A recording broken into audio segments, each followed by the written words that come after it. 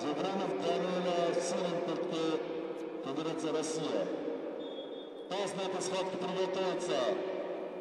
Чиясов Зорбек, Киргизстан, Мухаммедов Мамеджар, Узбекистан.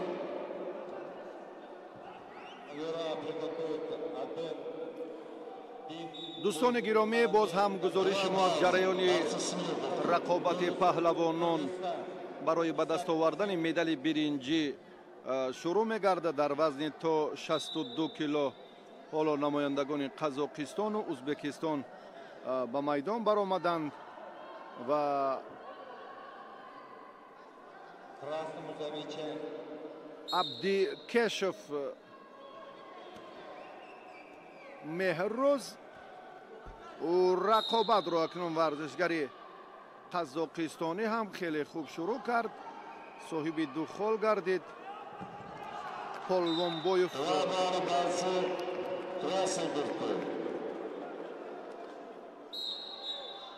دیاربک باشد، حالا یگان امتیاز ندارد. یک حرکت چرخ گشتن را اینجا هم باز هم خیلی خوب منظور کرد و صاحب دو امتیاز شد.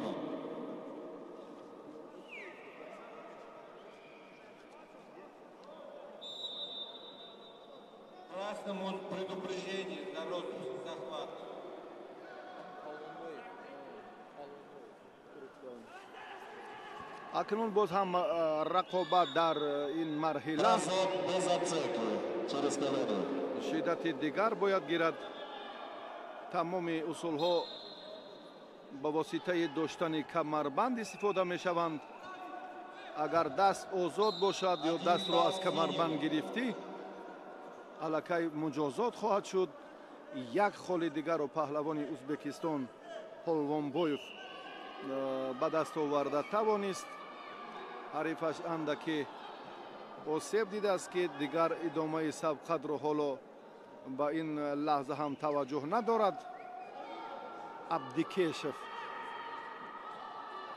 ما باشیم از این جریان حالت آخرین به عمل آمده یا پرتافت آخرین پهلوانان را یک بار دیگر یک جای تماشا میکنیم که چی حالت رخ داد.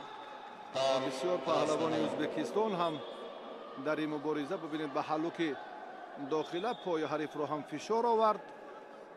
انا همین طرزی که بعداً از این ورطه عبدیکشف با آسانی برآمد، با مشکلی هم برآمده توانست. انا همین چهره اما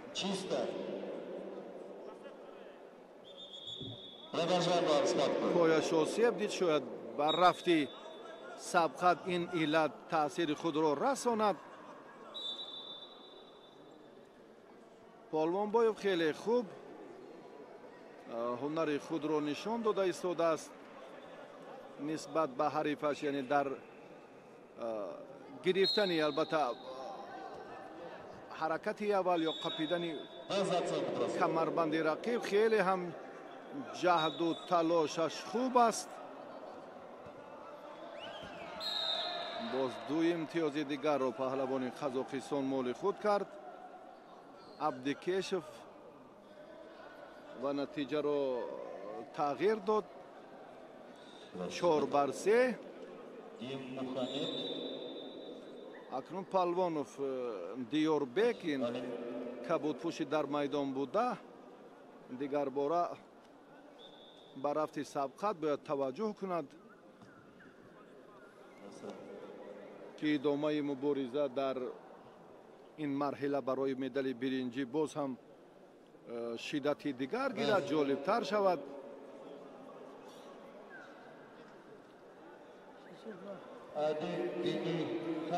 رفتی سبقت پهلوانان باز هم شدت دیگر میخواهد برای مدال برنجی، چون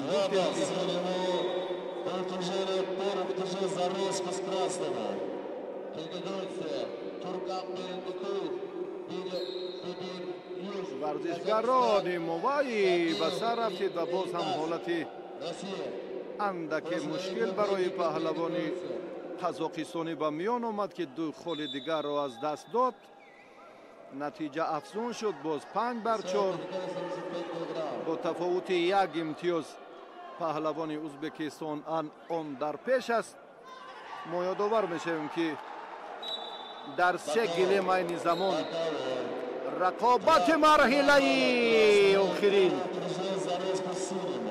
برای پهلوانان جهت صاحب گردیدن مدال برنجی قهرمانی جهان در کمربندی جریان دارد و وابسته به امکانات تکنیکی ما تنها 1 گلیم رو میتوانیم که انعکاس کنیم. آی آی آی باز هم فرصت دیگر.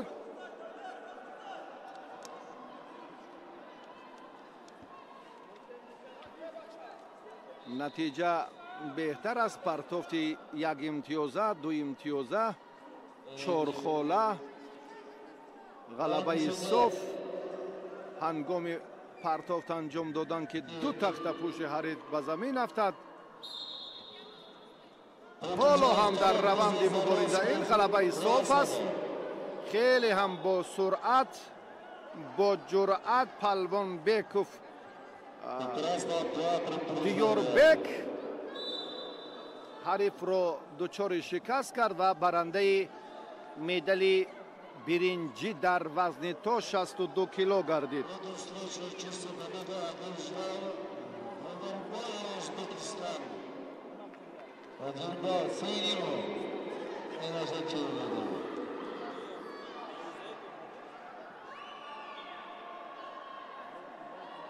Бросок с колонами.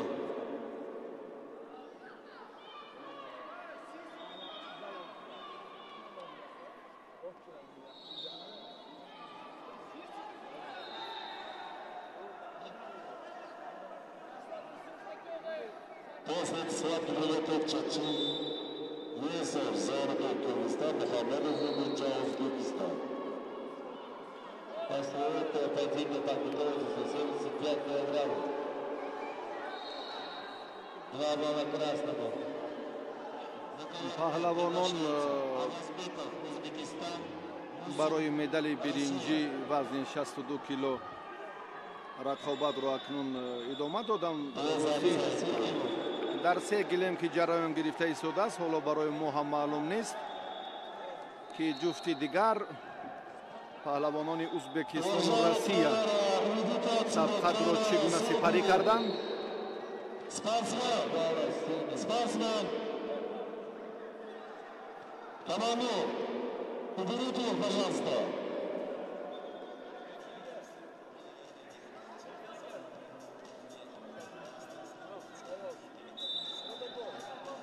Fly high for the weekend and go can cause I can't go low, go low.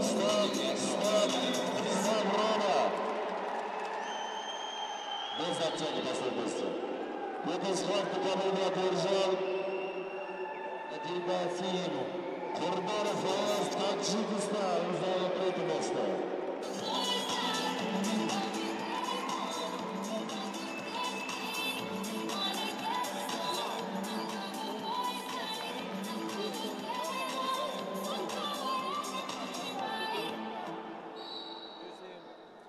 پهلوانان برای دریافت مدال دوم برنجی در وزن 62 کیلو رقابت خواهند کرد.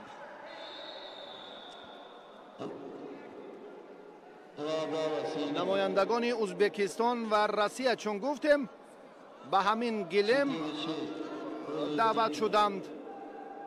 کمربند چون در آغاز گزارش و در جریان شرح و توضیحات خود هم بیان کردیم که ورزشگران در یک حالت ساده با 2 دست از تختپوش یا میان یکدیگر از کمربند می‌دارند و در این حالت دست راست. حالا فرصتی هست اینجا برای حجم کمربند، اینجا برای حجم کمربند هنگام بستن همان به سر سینه ورزشگر. حالا ببینید همین لحظه که معین کرده می شود همون فاصله یا هنگام دور زدن کمربند در حجم 1 مشت باز هم اضافه همون کمربند باقی میماند و بعدا آن را گره میکنند که مناسب باشد برای تاب دادن دست حریف.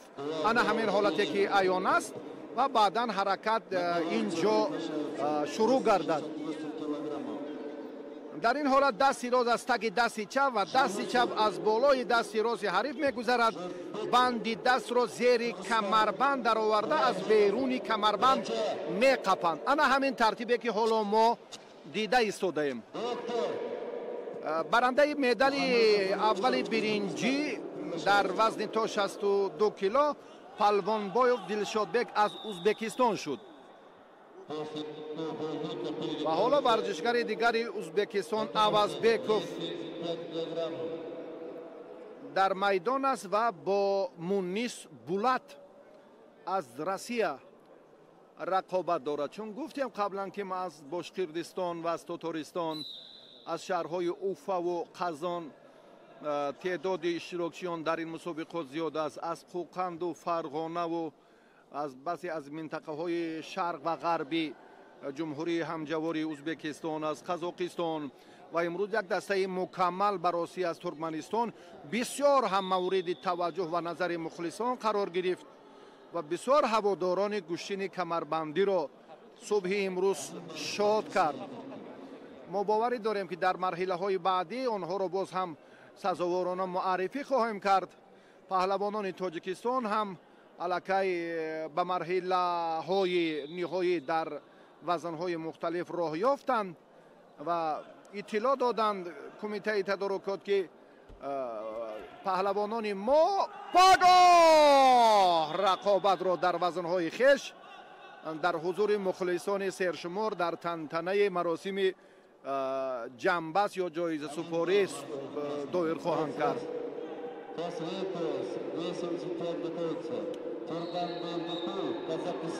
Авазбеков ду бар як ҳоло пешсаф аст.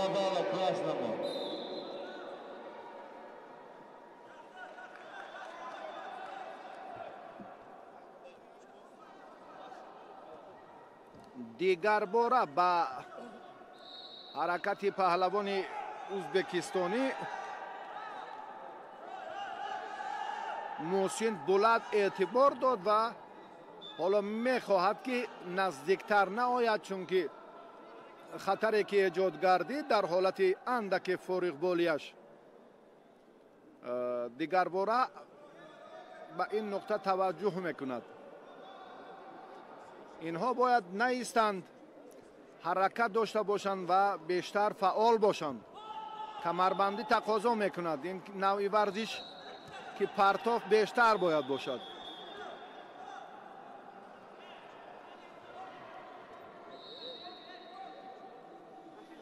варзиши камарбандӣ таърихи қадима ҳам дорад.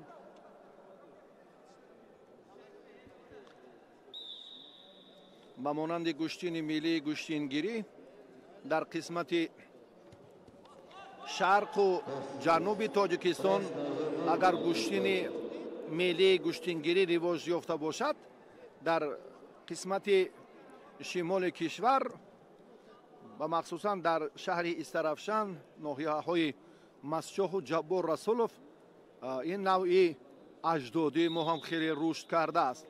таърихи беш аз 3000 сола дорад. агар мо ба шоҳномаи безаволи Фирдавсӣ таваҷҷӯҳ дошта бошем ки Рустаму Суҳроб ҳангоми ҳамон набарде ки тасодуфан ба вуқӯъ пайваст, чӣ гуна камари якдигарро медоранд ва бисёр коршиносону мутафаккирони барҷаста ин самтро васф аз камарбандӣ мекунанд. ва Ҳусайн Воизи Кошифӣ ҳам дар раванди такмил ё тақвияти анъаноти гӯштини камарбандӣ ки хос ба мардуми форсу тоҷик аст, бисёр ҳам нуқтаҳои мушаххасро дар осори хеш дарҷ намуданд ки ба қадима будани ин варзиши мардуми Тоҷикистон дар минтақаи шимол боз бисёр рабт дорад. ҳоло ҳамон ду имтиёзи ба дастовардаи паҳлавони ӯзбекистонӣ фикр мекунам ки кофӣ нест. ҳоло довар маҷбур мешавад ки инҷо танбеҳ диҳад, чунки рафти мубориза бароси дилгиркунанда аст, ҳарчанд ки дақиқаи охирин ҳам бошад. амалҳои назаррас, амалҳои чӣ гӯем диданӣ, ҳаракатҳои ҷолиб ростӣ каманд. 14, 13 ой ой ой, сонияҳо пушти сар шуданд ва акнун паҳлавони Федератсияи Россия соҳиби як хол шуд. Мусин Булат корро дар ин самт ҷонок кард ва натиҷаро баробар сохт. ба ҳаракати охирин паҳлавони Россия метавонад ки соҳиби медали биринҷӣ шавад. Сараш чарх зад. Биёед як бори дигар бубинем. Сараш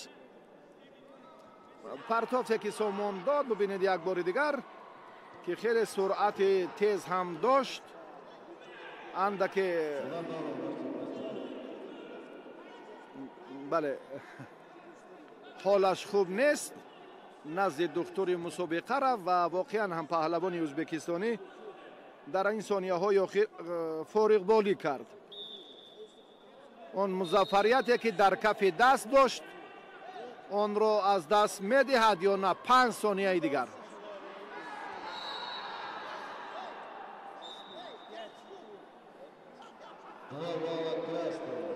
پنج ثانیه. اگر نتیجه تغییر نیابد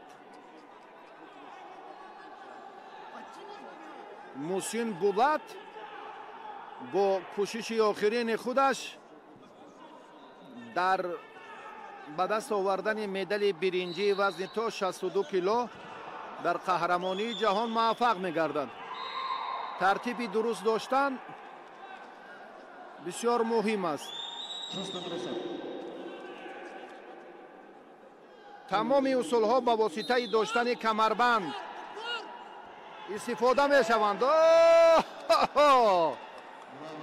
در 5 ثانیه پهلوان روسیه نتوانست که مظفریت را نگاه دارد و اوازبکوف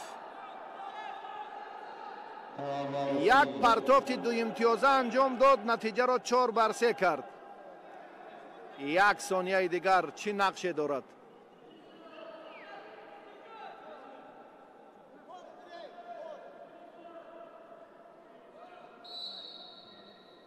وقت انجام میفته است. یک ثانیه دیگر اکنون لحظه حسابیده می شود که آنها کمربند را مشخصا می دارند و بعدا همین حرکت نتوانست. محسن بولات ناکام شد. پهلوان ازبکستان برنده مدال برنجی گردید. اوازبکوف.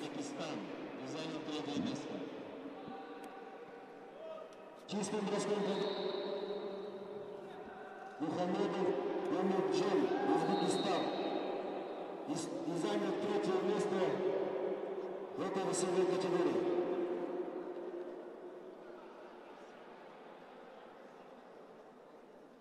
На ковер Б приглашается Янгибаев, Узбекистан, Байрамов, Туркменистан.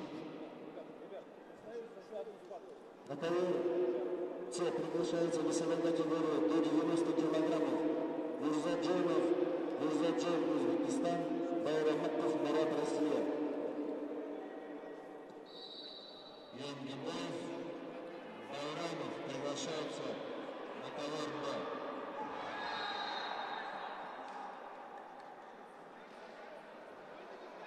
Правая красная.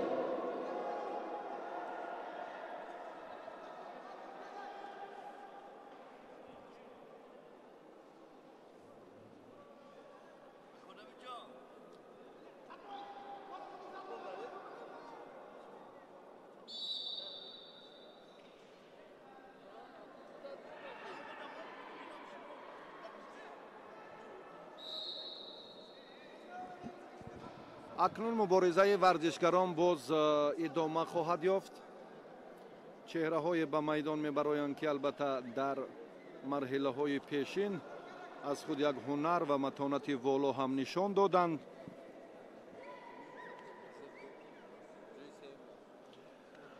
در وزن تا 82 کیلو اکنون باز هم رقابت های پهلوانان برای دریافت مدال برنجی صورت میگیرد.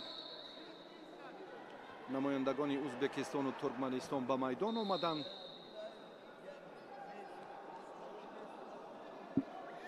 дар се гилем сабқатҳо барои дарёфти медали биринҷӣ сурат мегиранд ва баъдан марҳилаи Повторно приглашается ниҳоии ҳафт вазн имрӯз доир хоҳад шуд. Байрамуков Мурат, Россия.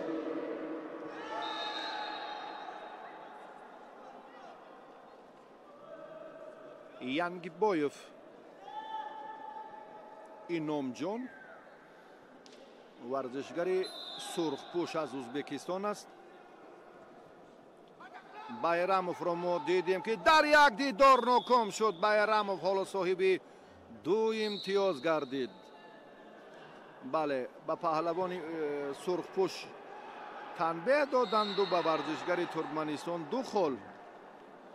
ишораи доварон ҳаминро ифода мекунад. бале акнун дар табло ҳамин гуфтаҳо боз ҳам дигар бора тақвият ёфтанд. ой ой боз ҳам 2 холи дигарро паҳлавони ӯзбекистон ба даст овард, натиҷаро баробар кард.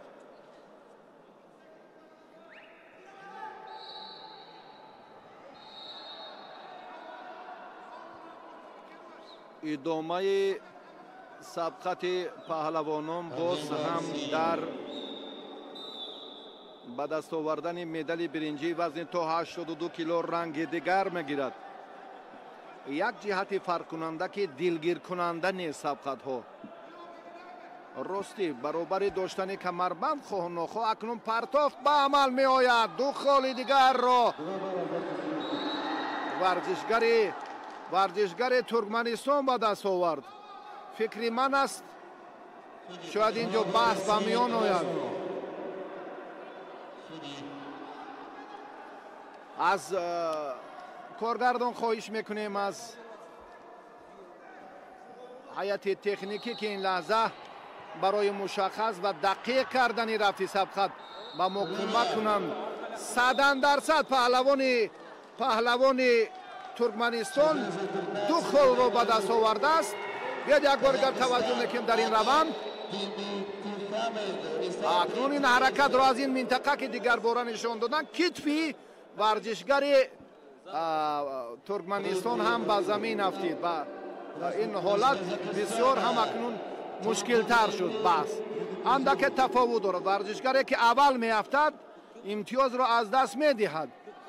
дар ҷудо комилан агар мо инҷо қиёс кунем, дар ҷудо фарде ки амал иҷро мекунад он маҳди аввал аст.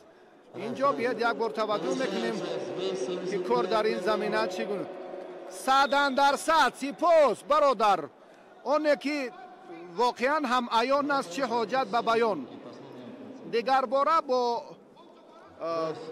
лаҳзаҳои такрорӣ ҳамкорони мо кормандон ва дар маҷмӯъ ҳайати доварони сатҳи байналмилалӣ собит карданд, муайян намуданд ки бале ин партоф ҳаққи ҳалоли паҳлавони туркманистон аст. як ҳаракати дигари варзишгари туркманистон, аммо ба замин нафтед. инҷо бисёр ҳам мушаххас дифоъро паҳлавони туркманистон хуб риоя кард. Борцы в красной форме объявляется второе предупреждение за распуск захвата. дуюм огоҳӣ барои қапидани нодуруст ба паҳлавони ӯзбекистон дода шуд.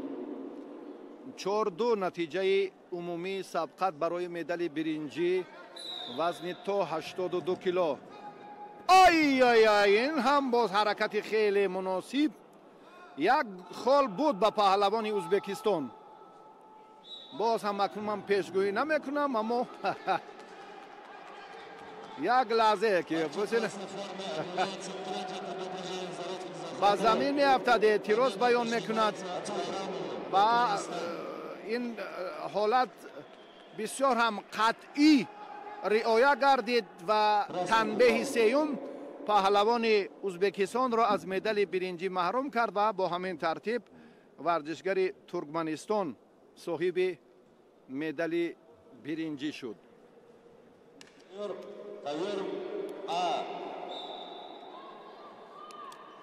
байрамов барандаи медали аввали биринҷӣ вазни то 82 кило муаррифӣ гашт.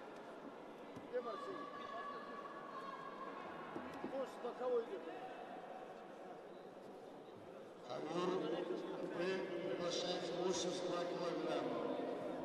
Оторбаев, Киргизстан. Ахмедбеков, Казахстан. 82 килограмма. Два балла.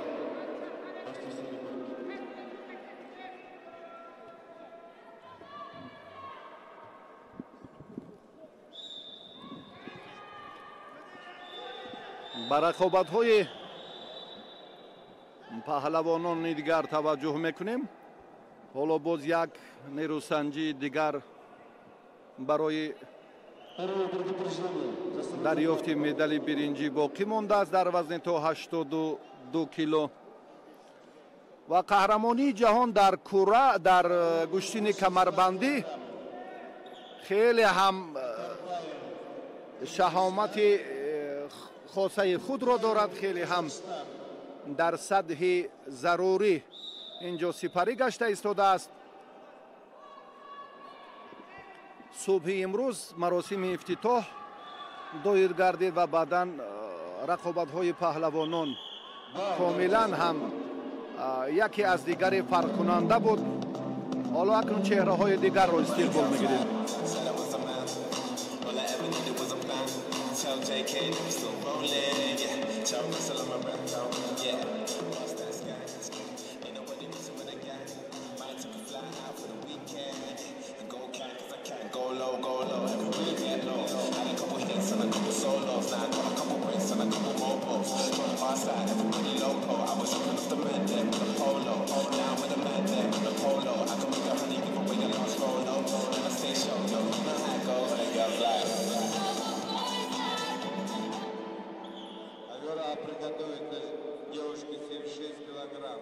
پهلوانان برای صاحب گردیدن مدال دومی برنجی وزن تا 82 کیلو رقابت خواهند کرد. اکنون فرصت معرفی پهلوانان دو کشور همجوار قرقیزستان و قزاقستان فرا رسید.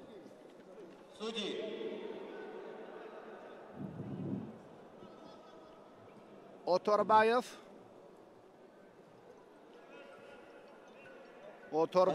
با پهلوان قزاقستانی علیار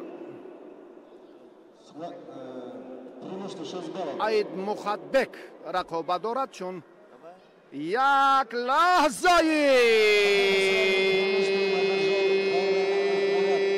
خیلی هم جالب غلبه صاف است در این فرصتی که خیلی هم عید مخنبت الدیار از خود مهارت بالا نشان داد. بله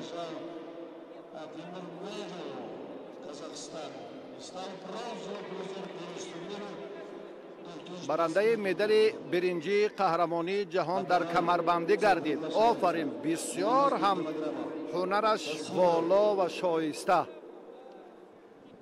Ахунжон, Таджикистан.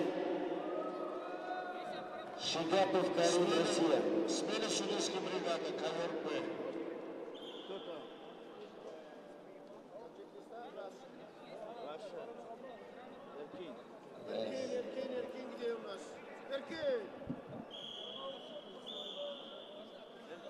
На ковер Б приглашают весовой категории свыше 100 килограммов. Музою, Таджикистан. Бен Мухаммедов, Россия. برای دریافت مدال برنجی وزن جمعی 100 کیلو زفرجان موسایف از تاجیکستان و شامیل دل محمدوف از فدراسیون روسیه دعوت می‌گردند. حالا اکنون پهلوان تاجیک را استقبال می‌گیریم.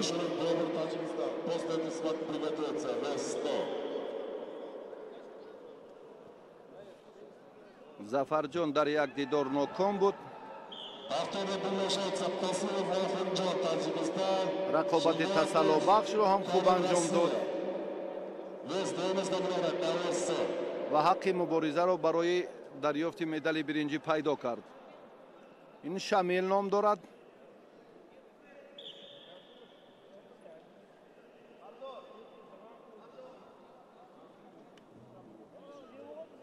Шамил дар ду сабқат хеле ҳунараш воло буд. як нокомӣ ӯро ҳам фаро гирифт ва ҳаққи муборизаро дар ин марҳила пайдо карда тавонист. Дил Мухамметов бори сеюм аст ки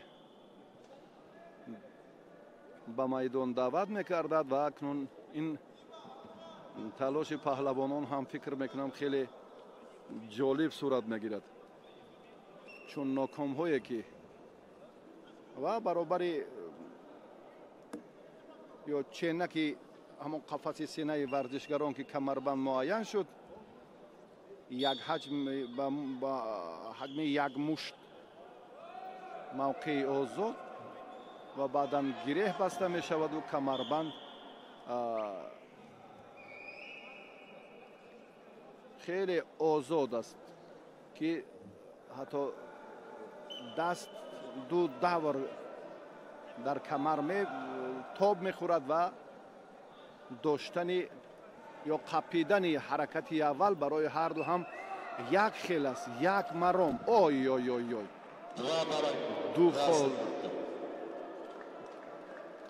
ду хол ба паҳлавони хилъати кабуддошта ба Шамил.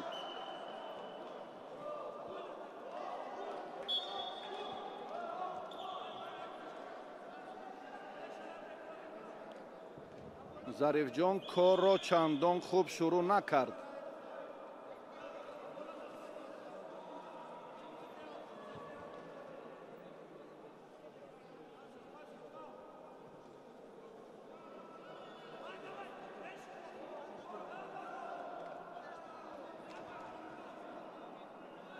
Два балла.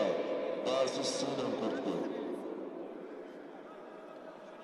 гӯштини миллии камарбандӣ тӯли асрҳо ташаккул ёфт. Дар таъриху ташаккулёбии худ гӯштини камарбандӣ усулҳои қадимаи худро ҳифз карда тавонист ки имрӯз ба мо ҳам мерос монд.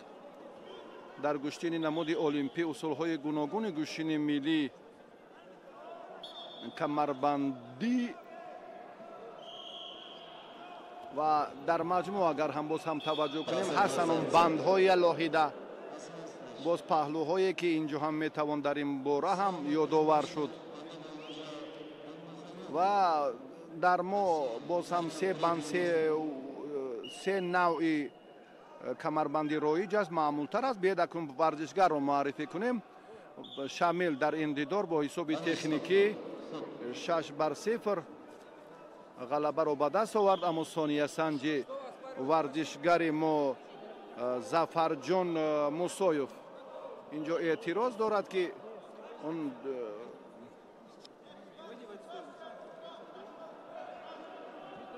ҳолати такрорро мо метавонем ки як бори дигар ҳам якҷоя бубинем. ин ҳаракати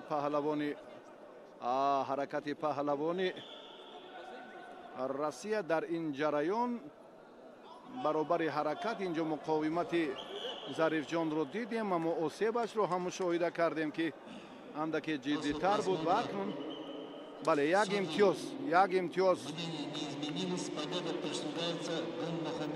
ба паҳлавони мо ҳам надоданд ва бо ҳамин хулоса паҳлавони Россия барандаи медали биринҷӣ шуд. Дин Мухаммедов Шамил.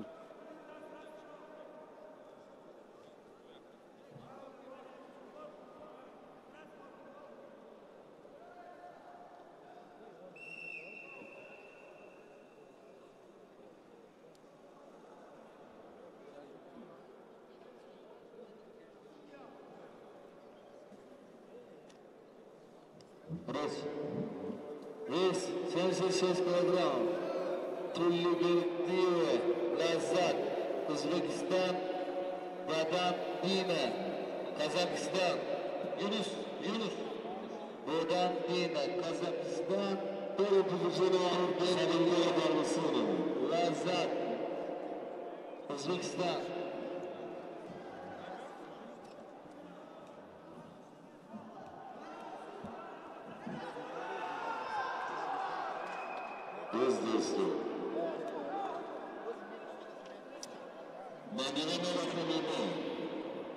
Baginin davatları Meşavat, Kaziyev, İslam, Rusya, Şamşinbek, Zangar, Kazakistan. Kaziyev İslam az Federatsiya Rossiya va Zaneboyev Zangar az Qozog'iston.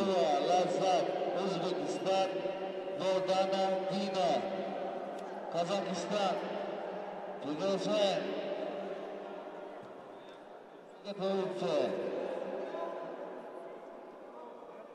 Паҳлавононро истиқбол мегирем. Гарон вазнҳоре ки барои медали дуюми биринҷӣ талош мекунанд.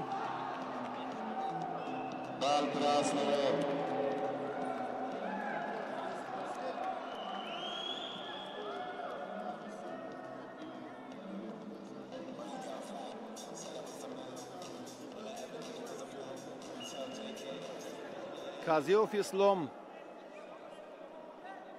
xilati surx dorad. Zangar chehra az Qozog'iston ast. Kamarbandi har du pahlavon boz ham yak bor digar nazorat karda shud. Rafti sabqat. Bale.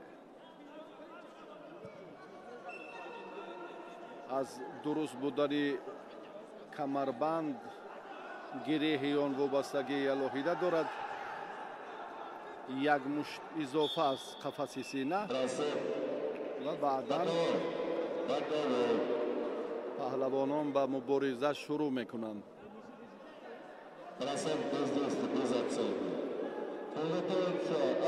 با سرعت تر باید تلاش کرد.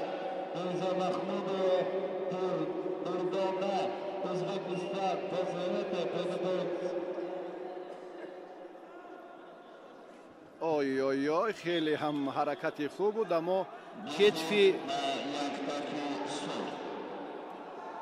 پهلوان سرخ هم هنگام اجرای عمل به زمین افتیده بود. کوشش ورزشگری فدراسیای روسیه دو خال بها گذاری شد. کمربند را عوض کردند. ما گفتیم که تمام حرکت آنچه که در میدان میبینیم توسط نگاه داشتن کمربند، توسط رعایت کردن آن صورت میگیرد. با این باید اعتبار دهند. تمام اصول ها با واسطه داشتن کمربند استفاده می شوند. مقصد پرتافتن، غلطانیدن، افتانیدن حریف برای گله می باشد. اصول ها با استفاده طرز آزاد و کلاسیکی گذرانیده می شوند. اصول ها می توانند با افتیدن پهلوان اصول استفاده کرده با آخر رسد. پس از اجرای اصول گشتین ملی کمربندی قوه آزمایی داشته می شود و اصول بهاگذاری می گردد. اگر غالبیت نباشد پهلوانان از بین میدان باز گشتین را ادامه می دهند. از روی قاعده های زمان حاضره مساوی یعنی برابری نیست.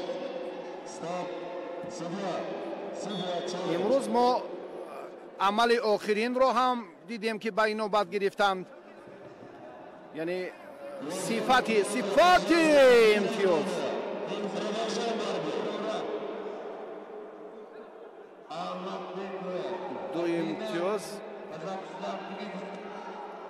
دو امتیاز به پهلوان فدراسیای روسیه دادند. اما داور کنجی به این پرتاب یک خال داد. حالا هم روندی مبارزه تقاضا میکند که کبودپوش هوشیار باشد. انا این طرزی دیگر است، این کاری دیگر در حالت خیلی مناسب حریف را دریافت، حلوک بیرونه را خوب شروع کرد. اندکی دیگر ایستادگی میکرد، الکی پهلوان روسیه توسط قفس سینه پرتافت جالب انجام میداد. این چارکنجه معنای آن را دارد که مربی ورزشگری کبودپوش اعتراض بیان کرده است. دیده آموخته سنجیده شود که کار در همین روند چی نتیجه داد، چی طرزی استفاده. دو خال به پهلوان کبودپوش ترکمنستانی. نتیجه تغییر یافت.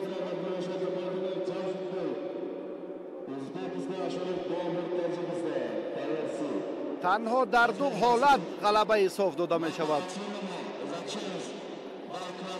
دو خال به پهلوان کبودپوش، یک خال به پهلوان سرخپوش. دوی دیگر را ورزشگری روسیه خیلی هم ماهرانه استکارانه به دست آورد و تعداد امتیازهای خویش را هم افزون کرد. بسیار جالب. 8-2 با حساب تکنیکی پهلوان فدراسیون روسیه کازیف اسلام این دور را بله با پیروزی انجام داد. خیلی مهارت خوب.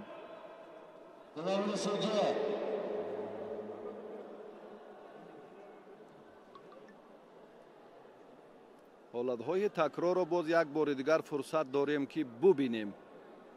این زمانی که پهلوان قزاقستانی حلوک بیرونه را خوب استفاده کرد.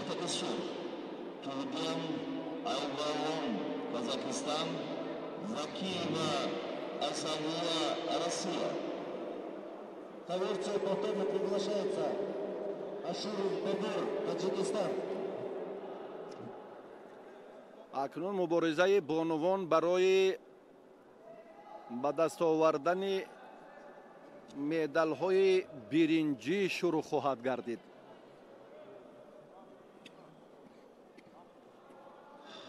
Который приглашался 76 килограммов. Аманбек Асен, Казахстан. Ташилова Екатерина, Россия. Толеген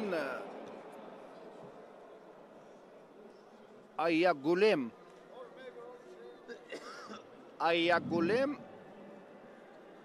ورزشگری ازبکستان را شکست داد و بعداً در مرحله نیمه نهایی از ورزشگری ازبکستانی شکست خورد.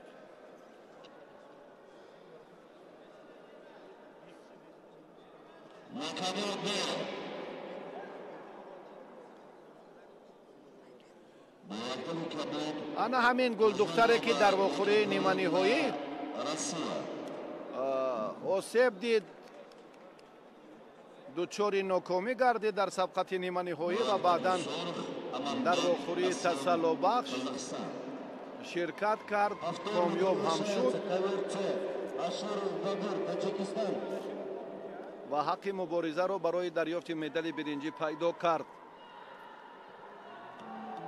و زکی و ازلیه انا همین دختری که حالا قدم نهاده ایستاده است به میدان مبارزه برای مدال برنجی چمپیونات جهان. خیلی هم با سرعت، خیلی هم هنرنمایی، هر دو براسی پیسم بود.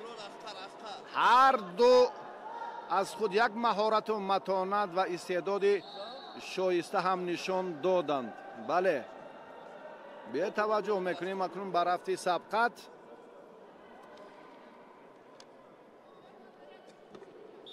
هنگام دور زدن کمربند، یعنی چون داور نظاره کرد، حجم یک مشت دو امتیازی که و داور با بانوی فدراسیای روسیه یک خل را منصوب دانست. زکی و ازلیه نماینده قزاقستان هم خیلی جرأتش خوب است.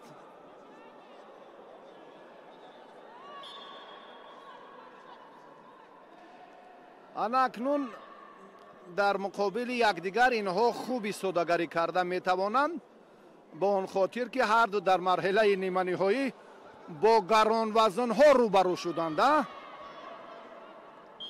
Akov sar zona zishodida nameshavad.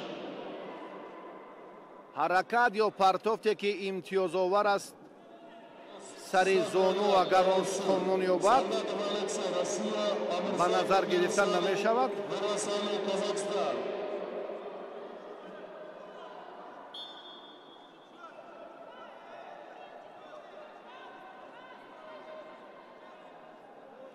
حالا فرصت برای هر دو یک خیل یک طرز. ما افضلی رو راستی نمی بینیم. مهارت هر دو هم خیلی خوب است. یک نقطه دیگر که هر دو هم در مرحله نیمه نهایی از گران وزن ها آسیب دیده بودند. یکی از نماینده ازبکستان، دیگری از نماینده قزاقستان. زکیه هم در واخوری نیمه نهایی و بانوی کبودپوش قزاقستانی همچنین. زکیه اینجا هم با کمک یا با لحظه های توصیه نیاز دارد و همچنین نماینده قزاقستان هم ایه اولیم.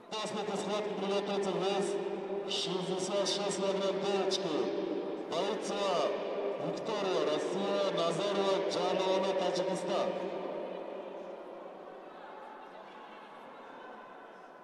بله اکنون فرصت آن لحظه فرا رسیده است که ما هم انتظار باشیم به میدان آمدن جانانه را که تأسف در واخوری نیمه نهایی با آگاهی و تنبیه شکست خورد. این هم به خاطر آنه که کمربند را آزاد گذاشته بود، وگرنه افضلی مهارتش از رقیب خیلی شایسته است. برنده مدال نقره قهرمانی جهان کمربندی کاملا فرق داشت. حالا به این صحیفه اندک بعدتر برمیگردیم. با زانویش شکاری را با زانویش اینجا نماینده قزاقستان بر قصدانه نبودن، فکر میکنم تصادف تنبیهش دادند.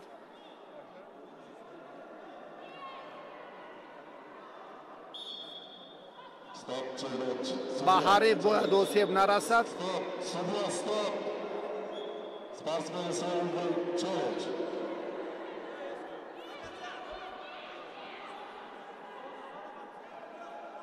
یک بر صفر. این نتیجه چندان دلخواه نیست برای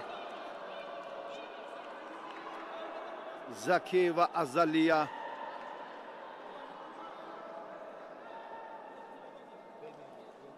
ستونگذاری، بله این آگاهی است، تنبیه است.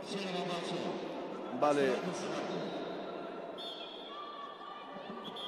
نماینده روسیه هم اینجا تنبیه گرفت.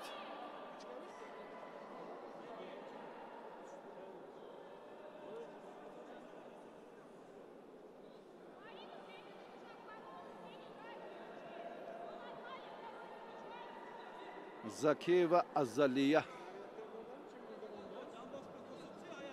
زانوی حریف تصادفاً برایش رفتید که آسیب دید، خود را ناراحت حس کرد. عملهایش هم چندان خوب به نظر نمی رسند. بعد اندکی آسیب گرفتنش راهی برگشت ندارد. من فکر میکنم که باز مقاومت شدت دیگر میگیرد.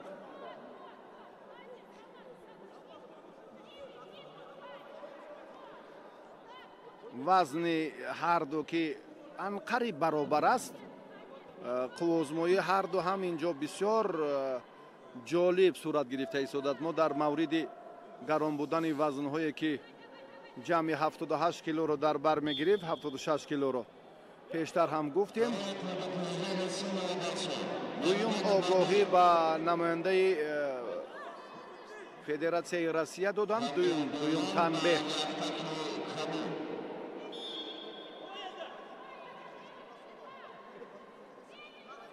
якуним дақиқаи дигар.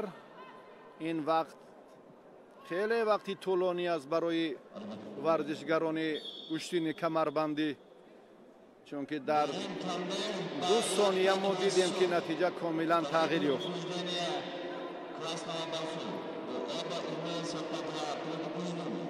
ҳарду ҳам 2 танбеҳ доранд.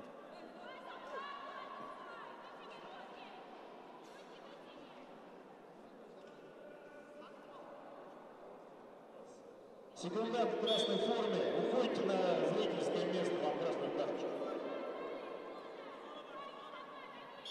аз минтақа берун шуданд. Арбитр.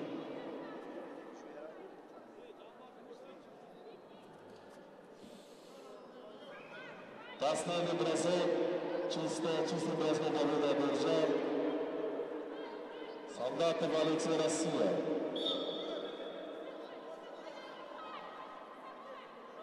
Занял 3-е место в весе до 100 килограмм.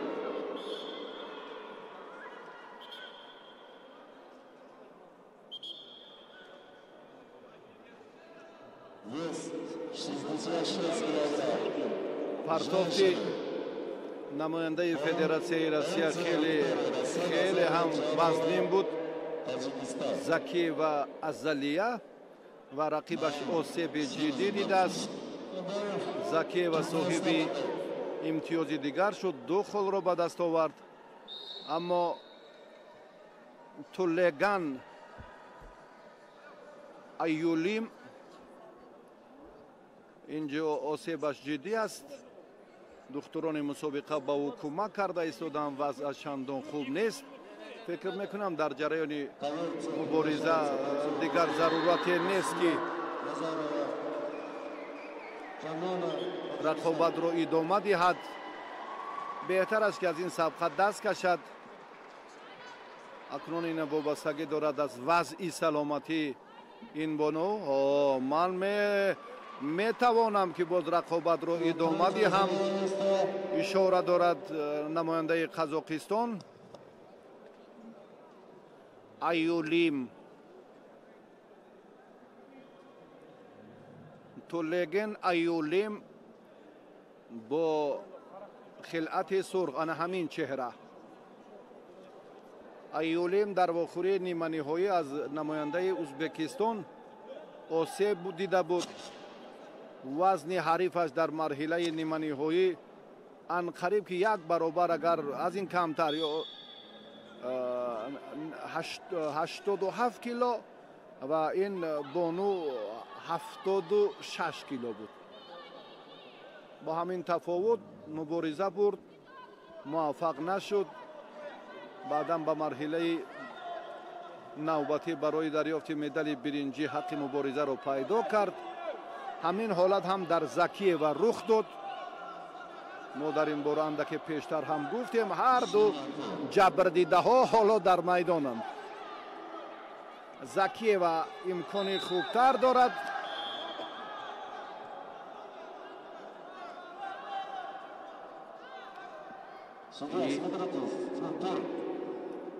як холро вардишгар бонуи Қазоқистон соҳиб шуд. китфи росташ андаке осеб дид. ҳоло дар ҳолати ҳаракат аст. чандон хуб эҳсос намекунад осебашро. гуфт ки қувозмоиро идома медиҳам. баъди ин соҳиби як имтиёз гашт. шояд боз партов як ҳаракати дигар кунад, шояд муваффақ ҳам шавад. кӣ медонад? ана ҳамин лаҳза نه تا به آخر کار را انجام دادن نتوانست، عمل را تا به آخر به طور ضروری خاتمه دادن نتوانست. 13 ثانیه دیگر زکی و ازلیه اکنون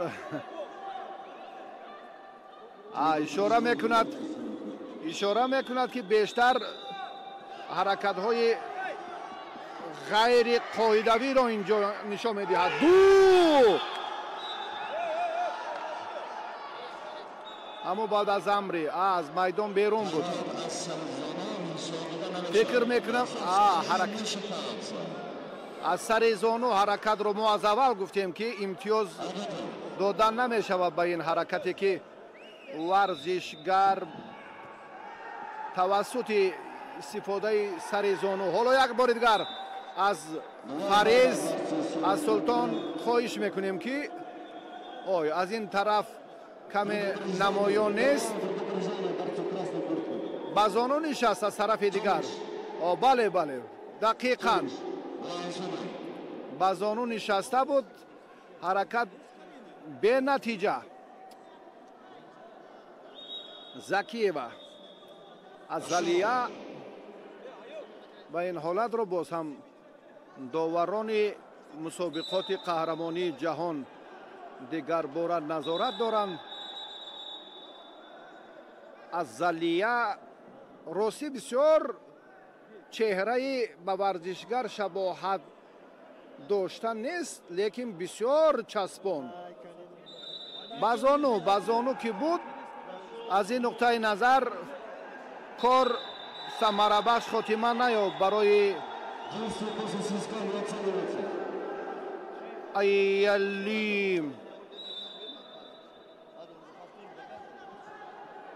تولوگن بسیار افسوس میخورد. چرا اینجا هم بازانو نشست و بعدا حرکت را انجام داد. تولوگن بسیار جرأت کرد راستی بعدی آنوسبی که کمکش کردن با غیرتانه به میدان آمد اضافه و بالاخره کاری را کرد. با نفعش هم نباشد. من فکر میکنم که بسیار از خود یک استعداد خوب رو هم منظور کرده توانست. رفتی سبقت یک خال دیگر به نماینده روسیه داده شد، به ازلیه. 5 ثانیه دیگر اگر یک پرتاب کند در اینجا اکنون میتواند که تولوگن موفق گردد. یک پرتاب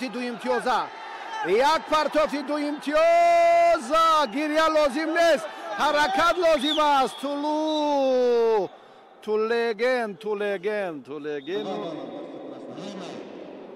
تولوگن که خیلی تلاش کرد امروز 2 دفعه گریه کرد. یک بار در شکست مرحله نیمه نهایی آسیب دید و یک بار دیگر در این مرحله آخرین که مدال برنجی رو هم از دست داده. و زکی و ازلیه نماینده فدراسیون روسیه برنده مدال برنجی شد. بسیار رقابت جالب.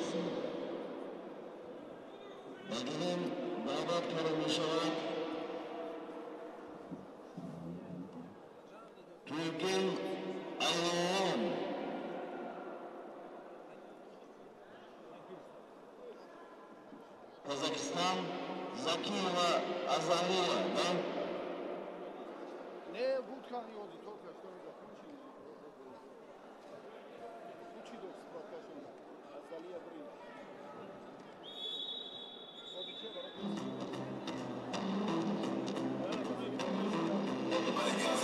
Представители России. Аманда Гацан, Казахстан. Кучинова, Екатерина, Россия. Представители России, один тренер. У вас там 4 человека ходят, один остается, остальные. نماینده قزاقستان و فدراسیون روسیه حالا به میدان دعوت می‌گردند.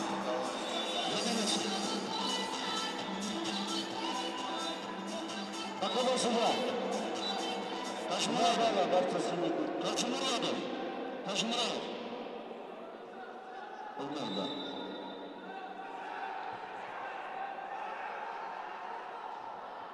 Şerif Ülü'ne. Şerif Ülü'ne. Последний, еще раз, 2 балла красному, второе предупреждение. Аманбек Асем. Шерифов Галифан. ин бону екатерин дорад ном дорад. андаки пештарин лаҳзаро мо намояндаи қазоқистонро муаррифӣ мекунем. Аманбек Асем, ана ҳамин чеҳра бо хилъати сурх ва Екатерина Тусҳилова аз Федератсияи Россия бо хилъати кабуд аст. гулдухтаре ки ҳоло дар ин минтақаи рост омода аст ба майдон барояд. кабудпушро ман аз коргардон хоҳиш мекунам ки як бор манзури мо кунам. бале, дар рафти талошу муборизаи ин бону ҳам мо он афзалии шоистаеро ки агар гӯем надидем ва акнун рафти майдондорӣ ҳарду дар ба даст овардани медали биринҷӣ чӣ самар меоварад таваҷҷӯҳ мекунем.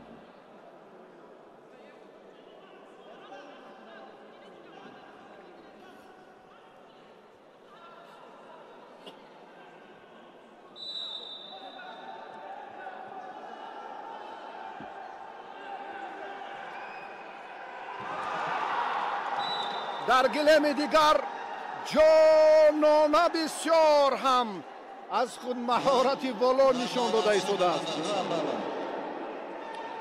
боз ҳам бо намояндаи Федератсияи Россия даст ба гиребон шуд ва хеле ҳам партофти шоёну шоистаро ҳам манзур кард ва рақобатҳо хеле шиддати тоза мегиранд. дар он гилем ҳам ҷонона барои медали биринҷӣ мубориза мебарад ва ҳаракати Екатерина ҳам дар ин лаҳза барои медали биринҷӣ аст. Екатерина соҳиби 2 имтиёз гардид. Тузҳилова хилъати кабуд дорад. Аманбек Асем намояндаи Қазоқистон ду даври марҳилаҳои пешинаро ба пирӯзӣ анҷом дод.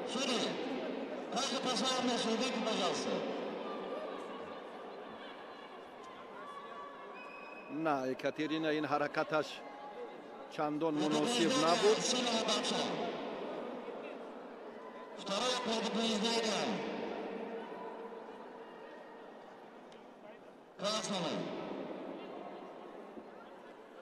огоҳии дуюм ба намояндаи Қазоқистон дода шуд.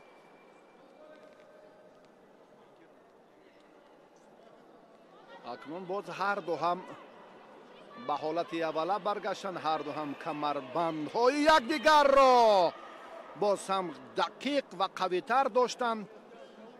рафти талош фикр мекунам инҷо имтиёзовар буд ё на, довар беҳтар медонад.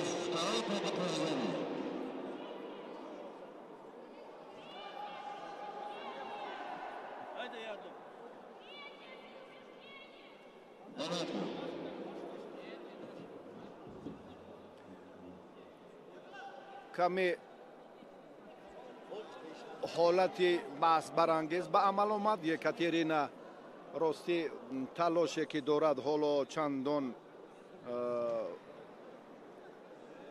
касбияти олӣ ӯро ифода намекунад, чунки ду имтиёзе ки дорад ин ҳам тавассути як ҳаракатҳои ба амал омадан ё ба даст омадан ки боз ҳам ҷанбаҳои такмилдиҳии онро боз ҳам тақозо мекунад. яъне имрӯз ҳам бештару зиёдтар Аманбек Асем ин чеҳра дар ҳолати хуби омодагии ҷисмонӣ аст. ана ҳамин намояндаи Қазоқистон, чун дар амалҳои пешинааш ҳам хеле дидем ки ҳаракатҳои хубу усулҳои ҷолиби ду имтиёза ва ба ин лаҳза ҳам ҷонона برنده مدال برنجی قهرمانی جهان در کمربندی شد. در گلن یکم جانانه نماینده فدراسیون روسیه را دچار شکست کرد. حالا خرسندی دختر کلاب شهر راحت و کنار نیست. خیلی هم جسارت کرد. در میدان مرکز اکنون توجه به حرکت یکاترینا و اسم. امینبک اسم خسته حال است یا آسیب دارد که چندان خود را خوب احساس نمی کند.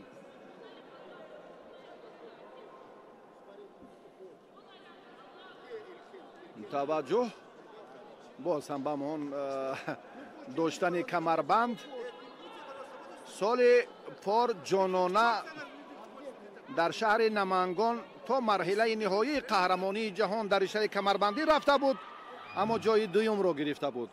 امسال جای سوم رو گرفت.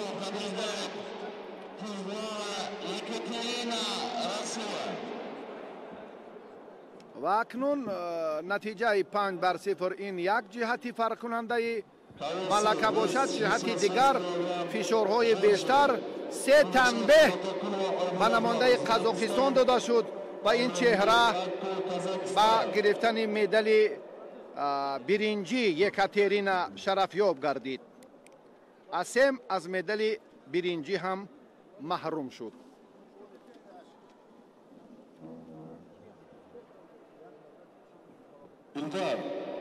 Inter, finalne svatki, 6 min na Kagombe prišlo se desna.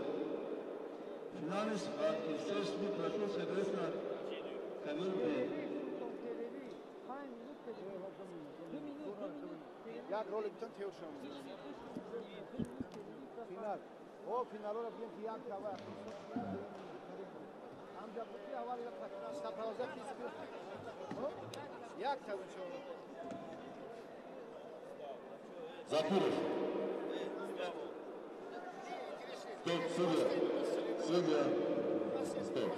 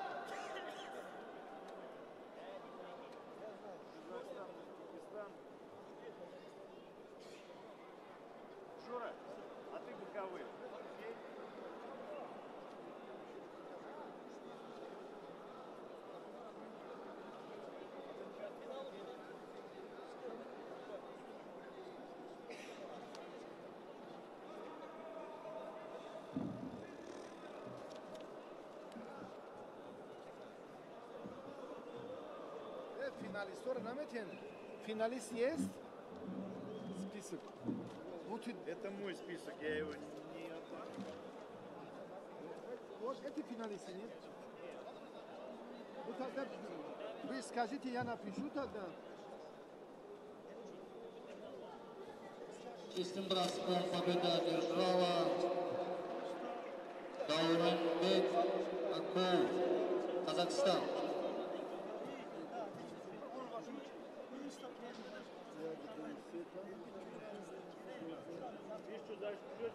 Я не знаю, что там начеркали. Я первую встречу слежу, потом не знаю, что там.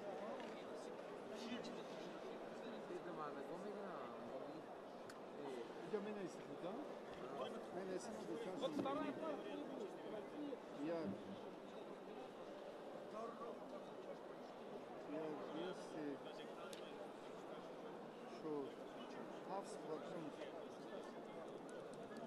Так, в покое оставь там эти.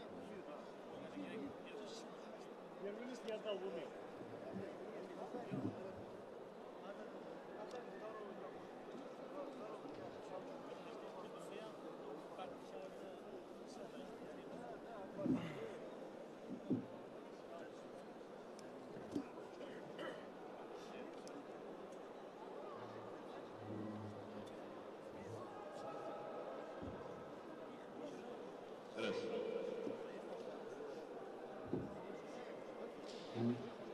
Внимание, на ковре бой начинаются финальные встречи за первое место.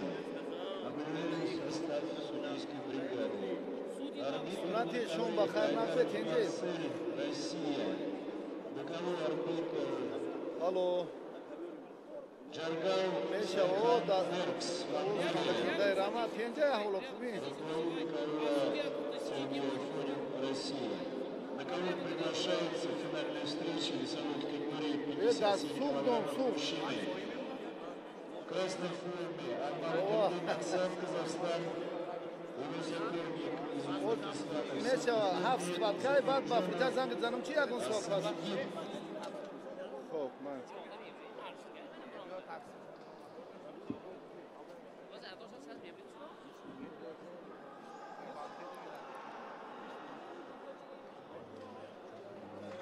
Где там этот лист я вам дал, который, господа? Hayır çalıyor. Niye? Kometin var mı?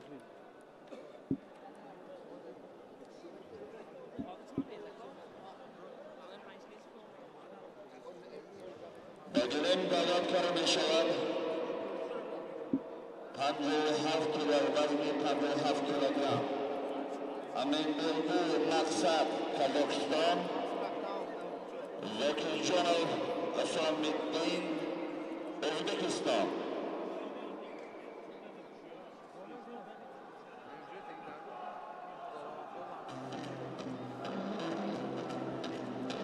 اینک با مرحله در انتظار هم رسیدیم. دور نهایی روز اول قهرمانی جهان در رشته کمربندی استقبال میگیریم. پهلوانانی که موفق بودند به حال برای مدال طلا رقابت خواهند کرد.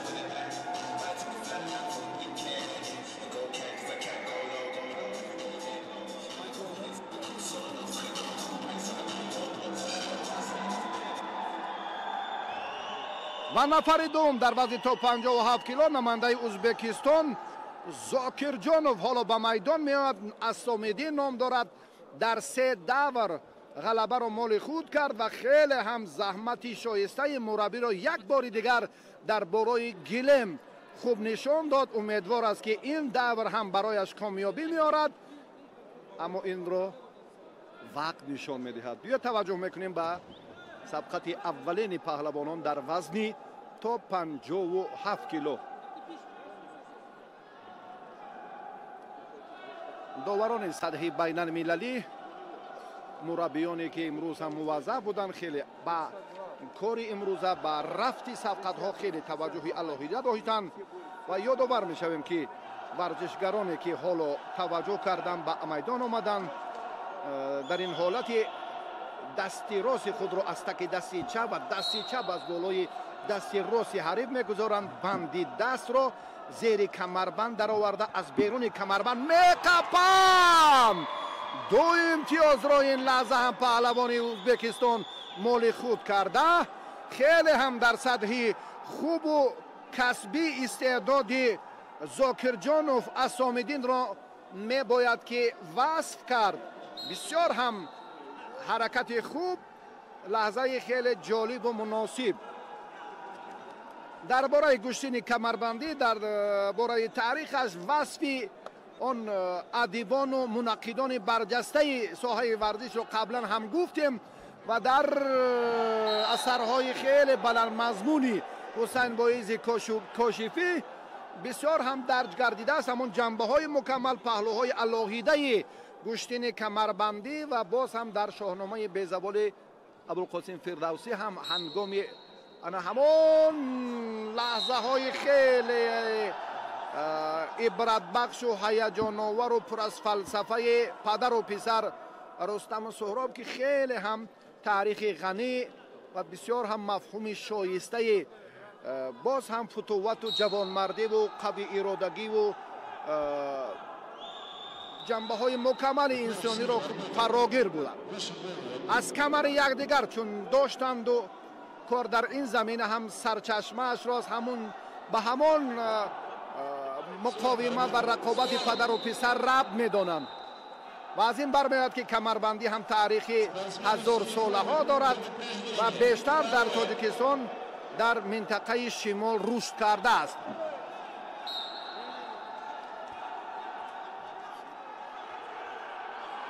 دو بر صفر باز هم دو یا به زانو حرکت کرد که داور این سمت رو اندک صرف نظر نمود.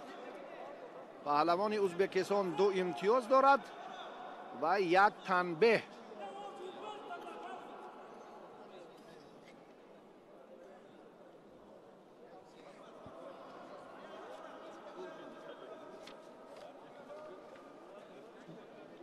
اکنون از کمربند یکدیگر باز هم در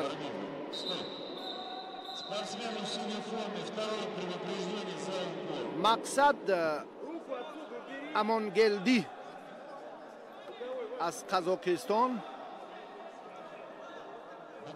امانگلدی مقصد با لباس‌های سرخ در میدان است.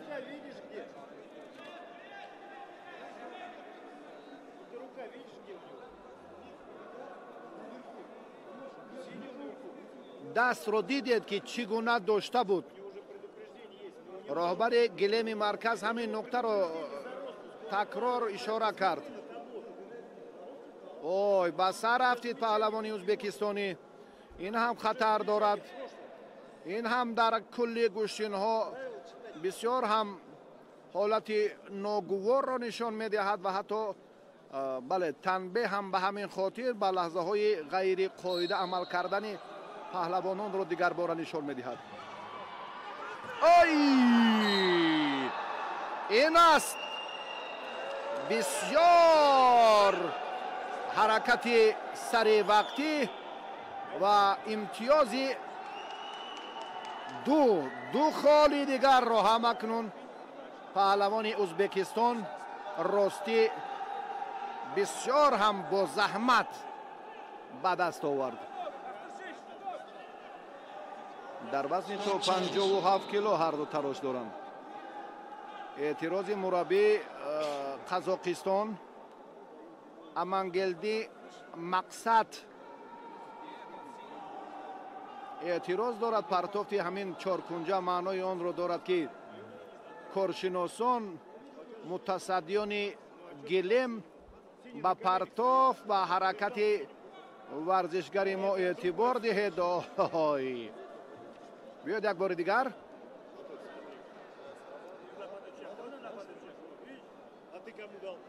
این کوشش خیلی و خیلی عالی پهلوان قزاقستان بود. بیاید یک بار دیگر. ورزشگر قزاقستان در این روند هم خیلی استعداد بالا نشان داد و می‌سزد که این لحظه را بله 2 امتیاز را هم به پهلوان قزاقستان دهند. اکنون چی خلاصه گیری کردند؟ اعتراض مربی قزاقستان اساس داشت. من فکر میکنم اساس داشت.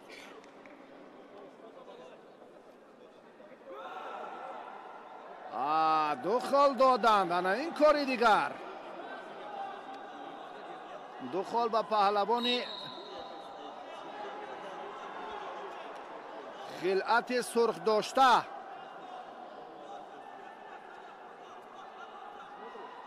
مقصد به پیش می رود با تفاوت 1 خال.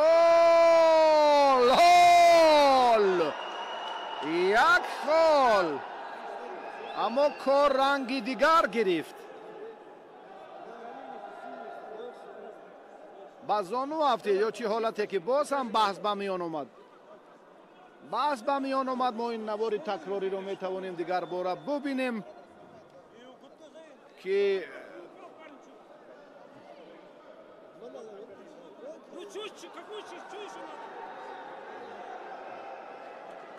از زانو پرتافته که اینجا هم انجام داده شد به این نوبت گرفته نشد. حرکت توسط زانو امتیازآور نیست. نتیجه همانو به تغییر 3-2. مقصد یک خل از حریفش زیادتر دارد. اسام‌الدین پهلوان ازبکستانی اکنون 2-1 یک خل دیگر رو هم اسام‌الدین به دست آورد. نتیجه رو برابر کرد. بس لازم نیست.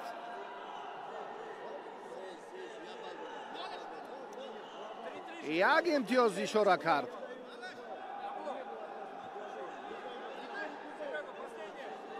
و داور کنجی یا داور گلیم رابر داور گلیم توجه کنیم. یک لحظه توقف. داور یک امتیاز واگذاری کرد. از نوار تکراری ما میتوانیم این لحظه رو دیگر باره ببینیم. بحث ها روی در رو پای در پای. یک خل بود. باز هم داور مربی قزاقستانی اعتراض دارد. شما یک امتیاز دادید اما در تابلو 2 امتیاز نشان دادن. اعتراضش به همین خاطر است. Не надо объявлять.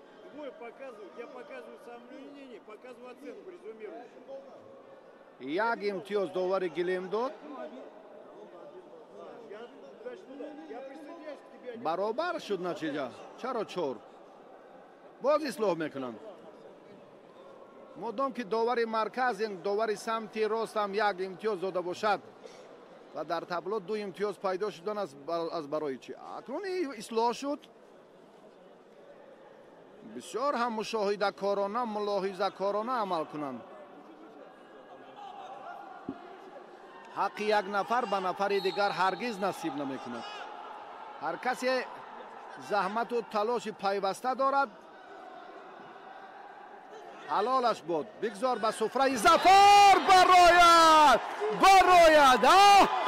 اما این است لحظه خیلی هیجان آور و اثباتی کسبیت بلندی اسام‌الدین زاکرجانوف.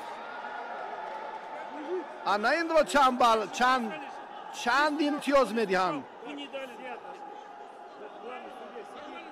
غلبه صاف و 4 خال دیگر رو هم با پهلوان ازبکستانی منصوب میدانند که نتیجه 3-7 میشود یا غلبه صاف. بیاد یک بار دیگر. بسیار عالی.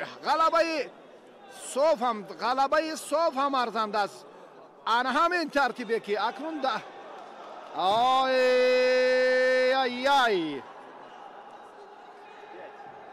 تصدیق از این موقع رو 70 شد. رو 70 شد باز برگشت. 2 خال دادن. تحلیل ها نشان داد دیگر باره که این غلبه صاف نیست. 2 امتیاز است. 3-5 در 2 دقیقه باز چند پرتافت دیگر خوب انجام می‌یابد.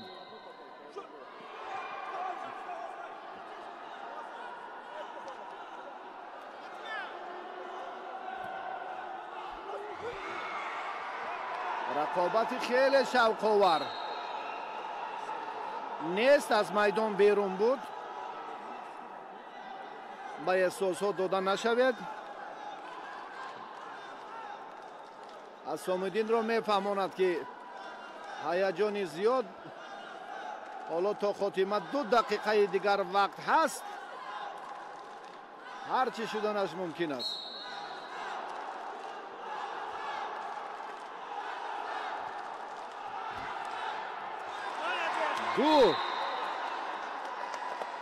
برای 2 خال دیگر 7-3 ба нафъи паҳлавони ӯзбекистонӣ рақобат идома дорад.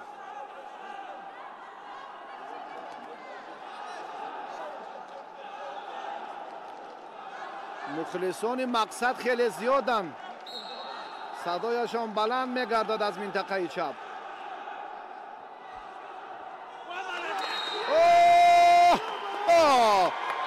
ду голи дигар. асомидин воқеан собит кард, исбот кард ки ин чеҳра хеле ҳам ба унвони қаҳрамони ҷаҳон арзанда аст. ҳалолаш буд.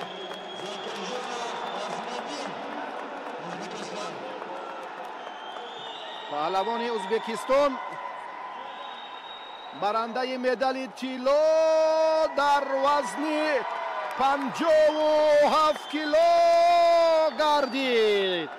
муборак бошад. бисёр ҷавони шоиставу арзандаву сазовор ба ин мавқеъ. офарин.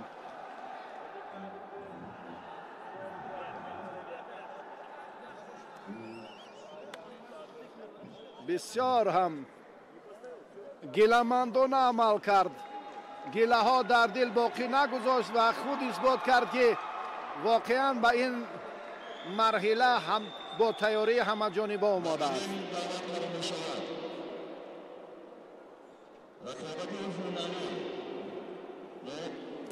Нурбердиев Бекан, Туркменистон. Нардинов Руслан, Россия.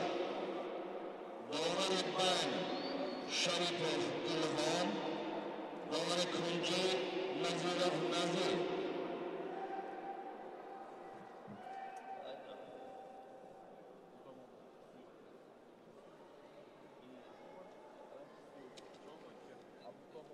На ковер приглашается Нурбердиев Бекан, Туркменистан. Нардинов Руслан, Россия. партовҳои ҷолиб, лаҳзаҳои ҳассос, пайи дар пай, ҳамон усулҳои рангоранги гӯштини камарбандӣ ки бо ду имтиёз арзанда буданд, хеле манзури мову шумо гардонида шуданд. акнун инҷо лаҳзаҳои дигарро мо интизор мешавем. агар бо мусиқии мутантан ба монанди ғолибони вазни то 57 кило ба майдон меомаданд, боз ҳам шаҳомати идонаи худро як бори дигар собит мекард ва Мекан Нурбердиев ҳоло дар майдон аст ва акнун паҳлавони ӯзбекистон ҳоло ба майдон, федератсияи Россия ба майдон мебарояд. Руслан Нуриддинов ва ин чеҳраҳо ҳам хеле дар марҳилаҳои пешин аз худ маҳорати воло нишон доданд ва ба ин давр рохат гирифтанд. ба даври финалӣ вазни то 62 кило се давр пушти сар шуд. Руслан аз худ як истеъдоди волоро ҳам нишон дод, махсусан дар марҳилаи ниманиҳоӣ муқобили паҳлавони ӯзбекистон. бисёр ҳам ҷасорат ва ҳунари баланди худро манзур карда тавонист, махсусан ҳаракатҳояш бо ҳамон партовҳои пай дар пайи ду имтиёза арзанда буд. баъдан ҳам паҳлавони ӯзбекистонӣ 4 холро аз ин чеҳра ситонид ва сипас ба итмом расидани вақт собит кард ки Руслан ба ин марҳила ба Тоҷикистон бо тайёрии ҳамаҷониба омадааст ва дар қаҳрамонии ҷаҳони камарбандӣ нафари арзанда ҳаст ки дар марҳилаи ниҳоии ҳунараш ҷилва кунад.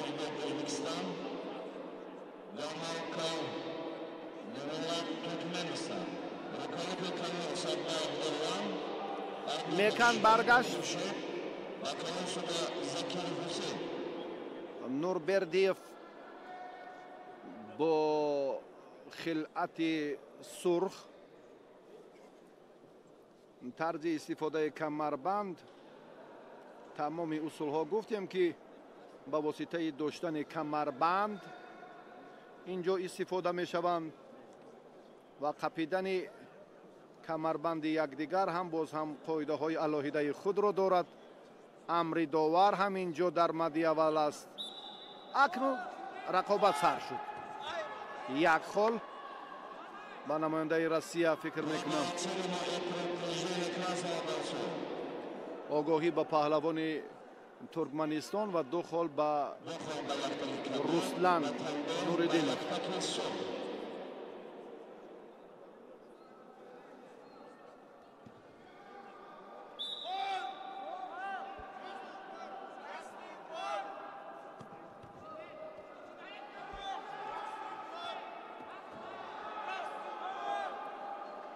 ҳаракати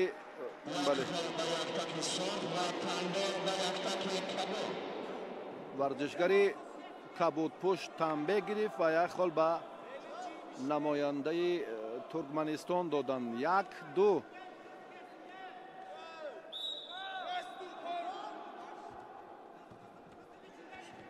сутун гузоштан, монеа эҷод кардан ғайриқоида аст. 2 холи дигару Руслан ҳам ба осонӣ соҳиб гардид. 1-4. Руслан афзалтар аст. ҳунараш рости маълум аст ки ба ҷуз гӯштини камарбандӣ боз ҳам навъҳои дигари варзишро ҳам ихтиёр кардааст ва дар намудҳои гӯштин андаке таҷриба ҳам дорад. инро дар майдон нишон дод. 4 хол. на 2 имтиёз. ғалабаи соф. имтиёзе ки ҳолати рост будан. ҳоло 6-1. 1 холи дигар лозим аст барои Руслан ки бо ҳисоби техникӣ ё тафовути 6 имтиёз ҳарифро дучори шикаст кунад дар марҳилаи ниҳоӣ. вазни то 62 кило. 1 имтиёзи дигар. инро ҳам ба даст хоҳад овард. ой! ба сар рафтид. паҳлавони Россия ба сар рафтид. бисёр ҳам вазъияташ ногувор аст.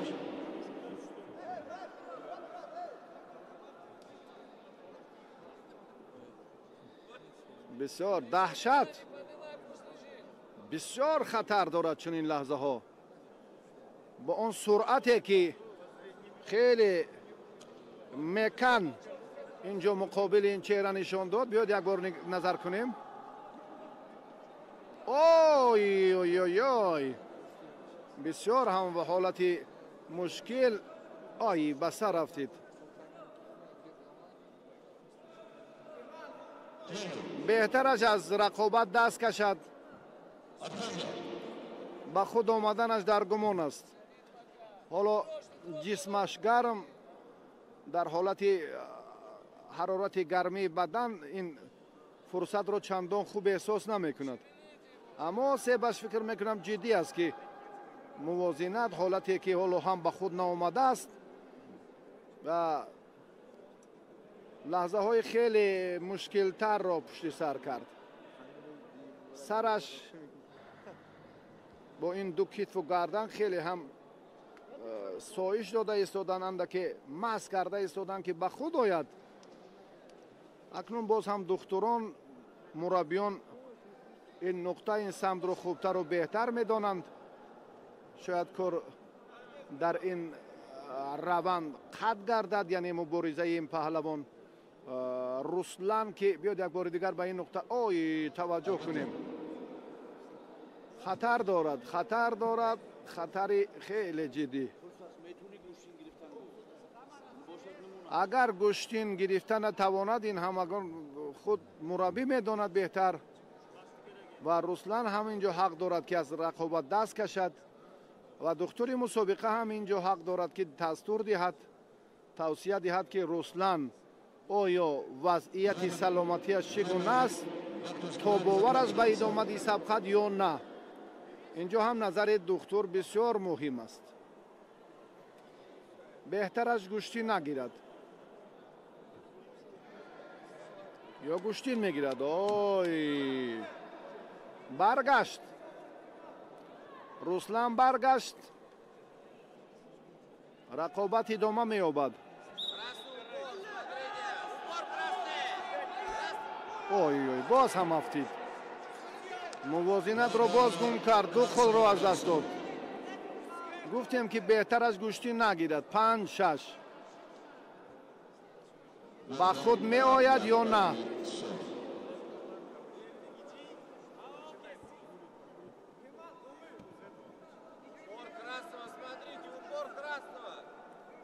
сутунгузории паҳлавони сурхпӯшро эътироз карда истоданд.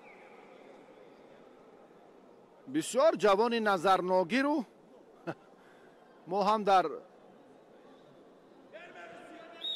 шинохти як тан аз паҳлавонон замоне дар гӯштин иштибоҳ карда будем. Сомон Аламовро дар назар дорам ки ба теннисбоз шабоҳат дошт, аммо ҷомии Ҳасанро дар восе ончуноне ба тахтапӯш зад ки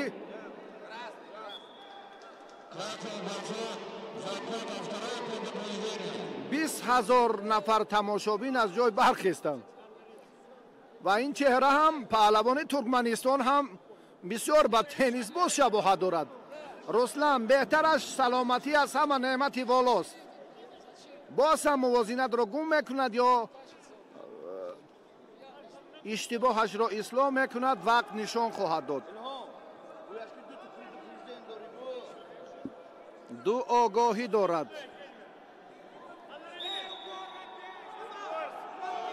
ҳоло ҳам рафти боз ҳам ба сар. чаро ки ин қадар ҷавононе ки танҳо ва танҳо андешаи худро пешаи кор месозанд. вазъаш, чеҳрааш, ҳаракаташ комилан ташвишовар аст. комилан духтури мусобиқа ин лаҳзаро комилан бояд ки ҳаллу фасл созад ва дастур диҳад ки Руслан омода нест ба идомаи сабқат. вай ҳолати рӯҳияш комилан бад аст. менишинад ва чаро ки дар ин самт худи духтурон фориғболӣ мекунанд. боз ҳам вазъияташ ногувор аст. ҳатто хоҳише надорад ки камарбандро ҳам устувортар қапад.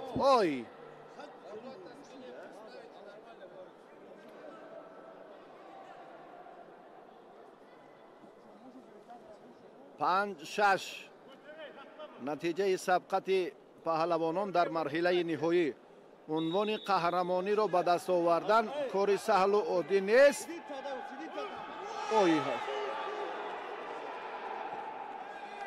ду хол ба паҳлавони Руслан Нуриддинов. кӯшиш мекунад, аммо аҳволаш муташанниҷ аст.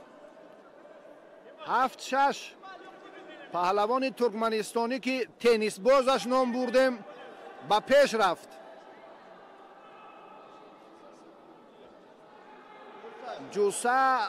ҷуса афту андомаш бисёр хароб, лекин бисёр часпон.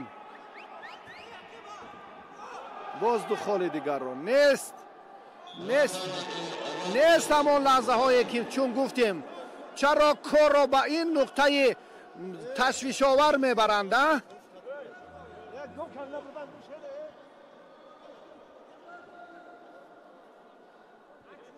охир мебинед ки кор оҳиста оҳиста ҳам ба таназзур рафт.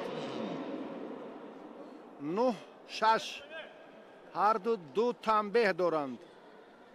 паҳлавони Туркманистон барои расидан ба қуллаи зафар 3 имтиёз лозимаш аст.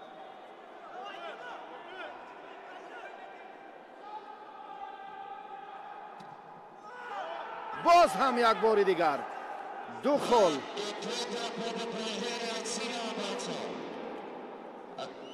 он чизе аён аст, ҳоҷат ба баён нест. муҳтарам мураббии азизи Руслан Нуриддинов, андешаи ин чеҳраро бояд ба инобат намегирифтам. тамошобин худ мушоҳида мекунад ки бисёр حالتش وضعش خیلی و خیلی تشویش آور. و سیومین تنبه حلقه این چهره رو از ادامه رقابت محروم میکنند و پهلوان ترکمنستان غالب می آید.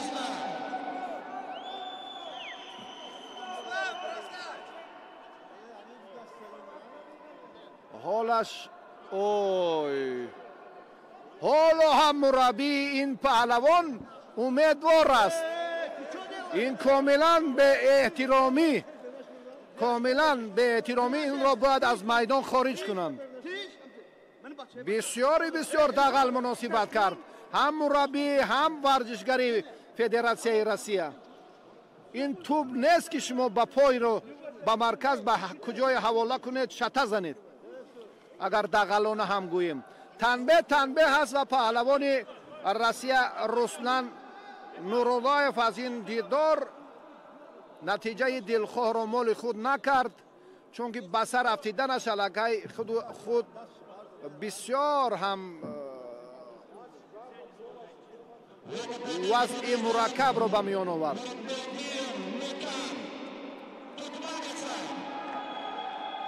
پهلوان ترکمنستان غالب آمد. بیاد یک لحظه اکنون این فرصت نشاط و خرسندی پهلوان ترکمنستان رو ببینیم. انا همین خیلی دست فشاری کنید، کینه ها گیله ها رو از دل دور کنید. میدان است. هر لحظه بود در رفت سبقت و در رفت تلاش دیگر باره معلوم شد که این با نام تنیس باز در رفت سبقت از خود مهارت نشان داد و عنوان قهرمانی را در وزن تا 62 کیلو به دست آورد. سردار فیروزان قزاقستان، حکومت شریف خورشید تاجیکستان و کار سودیا زاکیف حسین تاجیکستان.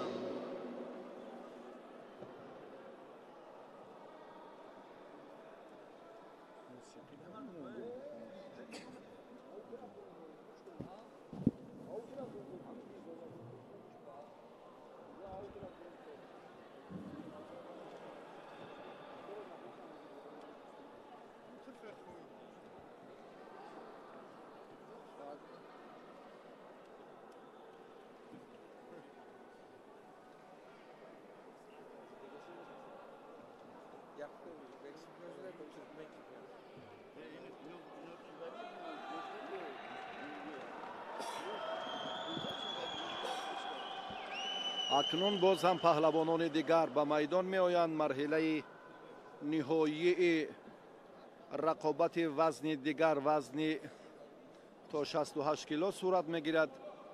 از ازبکستان چهره که با خلعت کبود به میدان آمد و پهلوان دیگر ترکمنستان گومالکایف حالا به میدان می آید. گومالکایف جومامریاز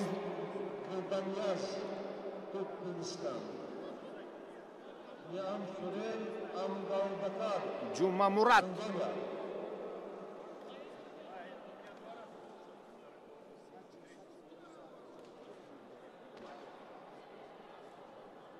و فیازبک اینجا عبدو غفور و فیازبک و پهلوان ترکمنستان حالا در میدانند.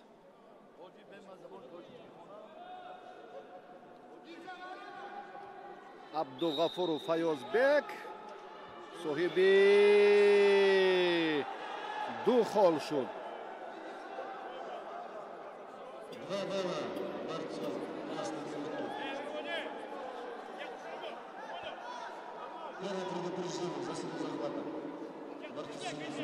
از حساب قپیدن اینجا اشتباه پهلوان ترکمنستان هم به نظر گرفته شد که تنبیه گرفت و همچنین 2 خال را کبودپوش از دست داد.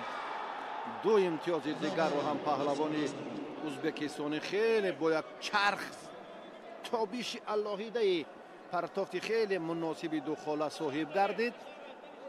4-0.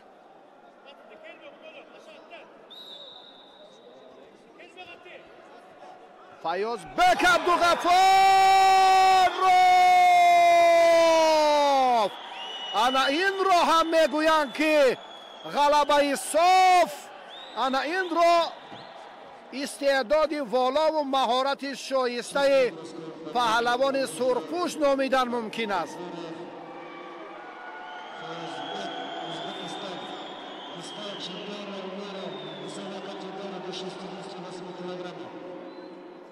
дар вазни 68 кило Фаёзбек Абдуғафоров барандаи медали тилло ва унвони қаҳрамонӣ дар гӯштини камарбандӣ гардид. чемпионати ҷаҳон миёни ҷавонон дар шаҳри Фуҷан ҷараён дорад.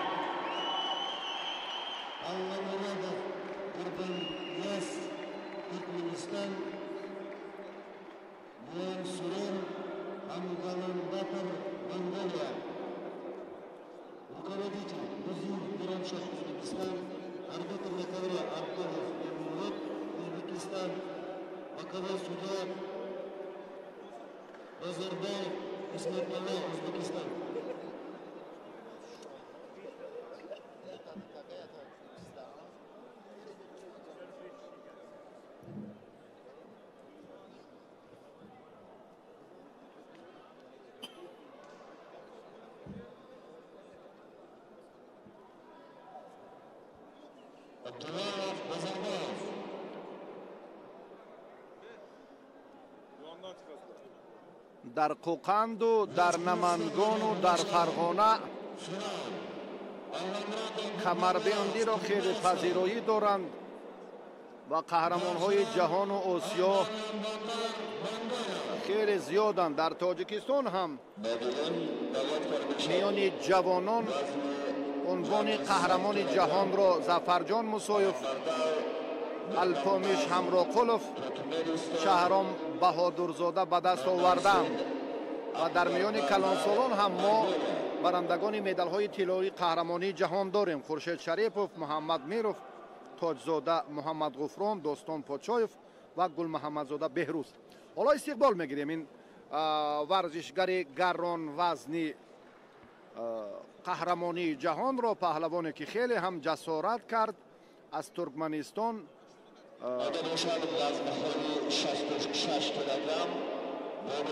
Алан Муратов,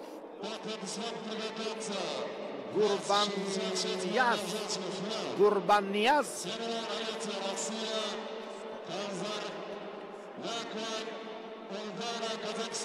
Ниямсурен, ин чеҳрае ки ин ҳам хеле арзанда. Амгаламбатар Ниямсурен, паҳлавони муғулистонӣ, дар вазни аз ҳама сангин ҷамъи 100 кило ҳар ду нерӯсанҷӣ мекунанд. қафаси сина ана ҳамон лаҳзае ки камарбандро инҷо ҳам муқоиса мекунанд ва баъдан ба ҳаҷми як мушти дигар алоҳида бубинед ки ҳамон мушт ва баъдан гиреҳе мекунанд ки озод нашавад ва сипас дастонро бубинед ки чӣ тарзи дуруст дасти рост аз таги дасти чап ва дасти чап аз болои дасти рости ҳариф мегузоранд.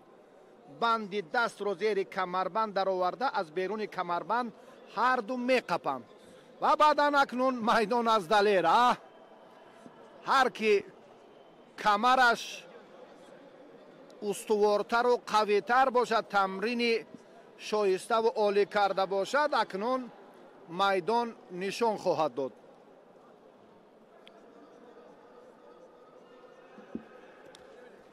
имрӯз ҳам дар вазнҳои дигар, дар вазнҳое ки 75, 90 ва 100 кило ҳам паҳлавонони мо буданд. ду чеҳраи номвари камарбандии Тоҷикистон ба даври финалӣ рафтанд. инҳо ҳам дастпарварони бошгоҳи варзишии зарафшони ноҳияи Ҷабор Расулови вилояти Суғд мунтахаби Тоҷикистонро муаррифӣ карданд. инҳо пагро дар ҳузури мухлисони сершумор майдондорӣ хоҳанд кард ва тантанаи гӯштини камарбандиро ба иди ҳақиқӣ дар вилояти Суғд табдил хоҳанд дод. сутун гузоштан аз ҷониби паҳлавони кабудпӯш инҷо ҳам лаҳзае ки хеле ҳаракати паҳлавони Туркманистон муносиб буд ба ду имтиёз. اینро هم با آسانی اکنون گوربانیاز به دست آورد.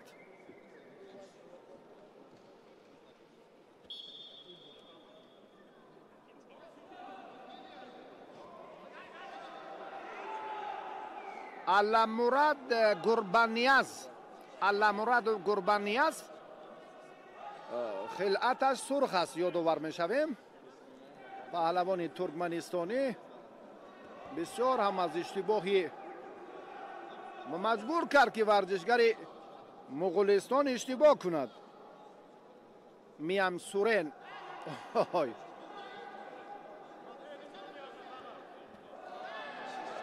میام سورین هم نتیجه رو برابر کرد.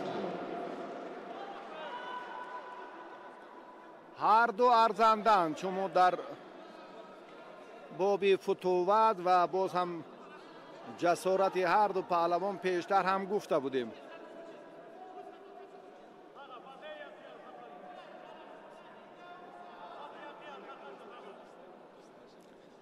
کمربندی پهلوان موافق هست با طلبات قاعده های فدراسیون بین المللی کمربندی. بله اندک جای مشت رو میگذارند و باز هم گره میسازند. رفت میدانداری باز هم صورت دیگر میگیرد. با استثنای این واخوری 3 سبقت مرحله نهایی بانوان ما رو در پیش است.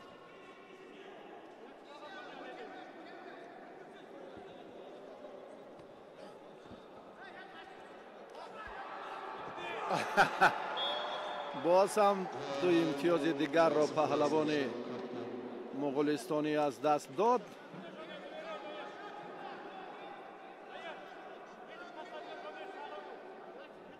چهار دو سرش چرخ گشت.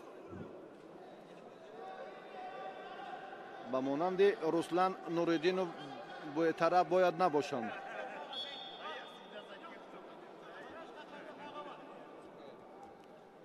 یادآور میشویم که باز هم نوعهای دیگری کمربندی یعنی باز شاخه‌های دیگری کمربندی موجودند. این طرز آزاد و کلاسیکی در این مبارزه طرز آزاد که امروز صورت گرفته ایستاده است اندک استفاده حلوک درونه بیرونه پشت پا پیش پا چه حرکتی که میکنند هنگام داشتن کمربند آنها شروع میگردند اگر دست از کمربند گرفته شود. اینجا هم زود تنبیه هست. این کارو ما در گشتین جانانه دیدیم و در گشتین طرز کلاسیکی که پگاه برگزار می شود این استفاده گفته هایی که ذکر کرده ممنوعند. حلوک و پشت پا و من در مجموع کل حرکت با استثنای همان کمربندی که می دارند و بعدا کنار راست یا چپ هوا می دهند. و باز گشتین عنعنوی موجود است در نوع دیگر کمربندی. این هم بیشتر خاص به همان توی و سور و عنعنه های مردم منطقه شمال کشور است. این با مسابقه ربط ندارد. برای معلومات تماشابینان یک لحظه این نکته را یادآور شدیم.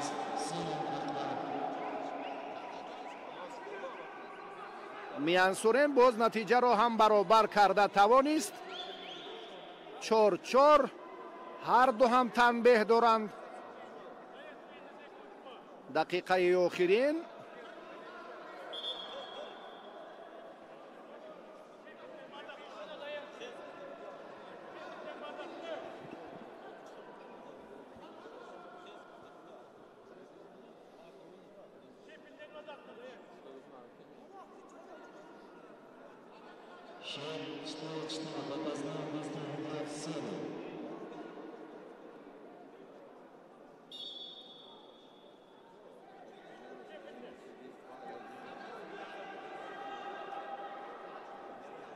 میام سورین حالت آمادگی جسمانیش اندک فرق میکند اما کسبیت پهلوان ترکمنستان اندک فرق کننده هست چون که ببینید باز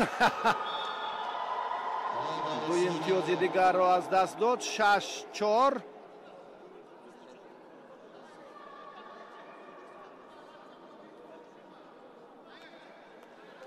منتخب ترکمنستان امروز بسیار هنرنماییش خوب بود در روز اول قهرمانی جهان کمربندی.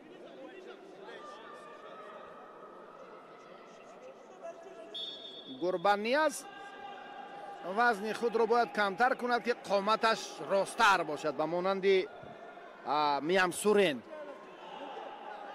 قامتی بلندی ورزشی دارد میام سورین.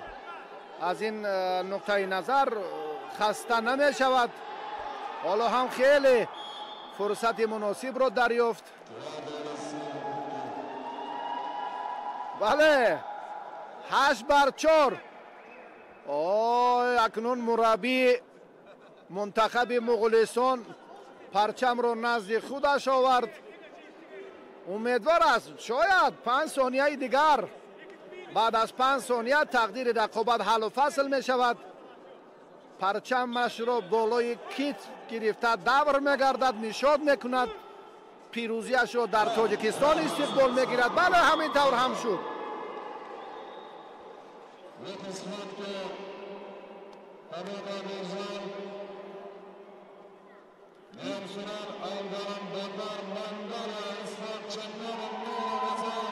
میام سورین هم گلنبتر از مغولستان عنوان قهرمان جهان را در گوشین کمربندی در شهر خوجند به دست آورد. موفقیتش را مبارک میگوییم. واقعا هم خیلی جوانی با قامت راست گوشین گرفت و استعداد بالایش رو هم خوب نشان داد. آفرین.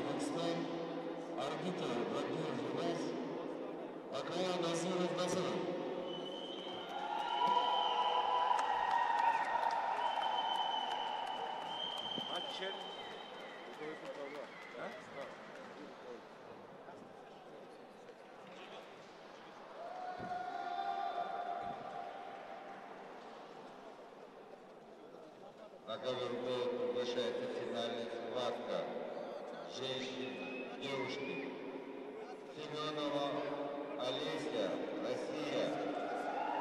Тамхаркова Ульяна, Казахстан. Арбитр Радиев Юнус, Таджикистан, судья международной категории. Назир, Таджикистан.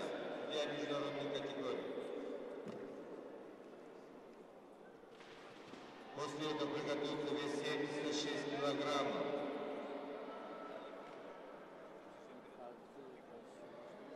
Махьянова, Оленья, Россия. Устанбек Феруза, Кыргызстан. اکنون مدعیان مدال طلای وزن تا 66 کیلو بانوان رو استقبال میگیریم. السیا سمیونووا از فدراسیون روسیه، انا همین چهره. اولدن از قزاقستان،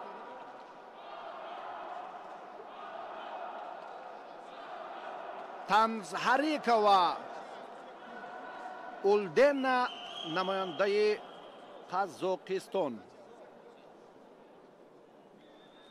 مبارزه برای عنوان قهرمانی گوشتین کمربندی در وزن تا 66 کیلو. انا همین چهره در مقابل جانانه نظر و در مرحله نهایی مبارزه برد. 4 خال از جانانه ما کمتر داشت. از بس که جانانه اشتباه کرد، چندان عادت نکرده است برای داشتن همیشه کمربند. از همین نقطه نظر به جانانه تنبیه سیم دادن. بسیار تأسف. اگر چنین مشکلی نمیشد حالا جانانه برای عنوان قهرمان جهان در گوشین کمربندی مبارزه می برد.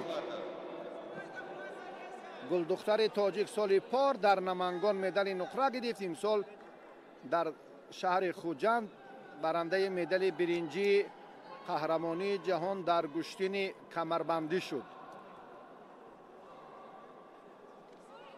акнун аз камари якдигар боз ҳам мушаххасан бисёр ҳам наздиктар шуданашон лозим аст ба усули сари ҳамон севҷӣ ё камар ан ҳамин тарзи на фикр мекунам довар ҷараёни муборизаро мушоҳида кард. аз майдон берун буданд. ягон имтиёзе нест. довар ишора мекунад. бале ҳамаи ҳаракатҳо истифодаи ҳамаи усул ба воситаи доштани камарбанди якдигар шурӯъ мегардад. истифода ман дар маҷмӯъ тамоми ҳаракати варзишгарони камарбандӣ чӣ дар навъи гӯштини тарзи озод ва чӣ дар классикӣ бале боз қоидаҳои алоҳидаи худро дод ва ҳамчунин дар гӯштини анъанавии камарбандӣ ҳам як хол ба варзишгарбонуи федератсияи Россия Алесия Семёнова.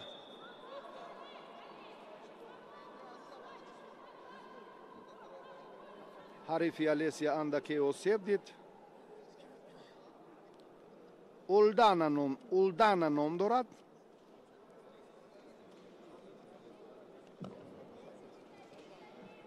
Танз Ҳарикова Улдана.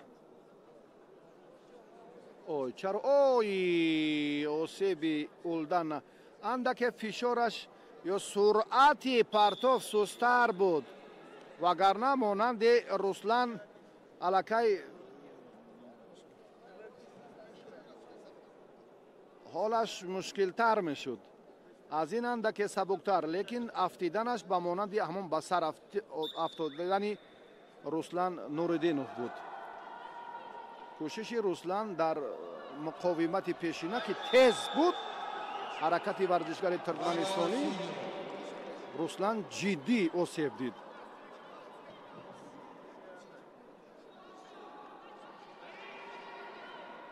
хаёлаш ҳушашро хеле ҳам хотироташро гум кард. худро дар майдон дигар хел вонамуд кард. дигар хел нишон дод. комилан вазни саломатиаш нотоб шуд.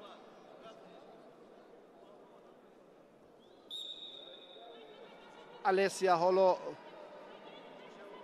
имкон дорад ки боз ҳам наздиктар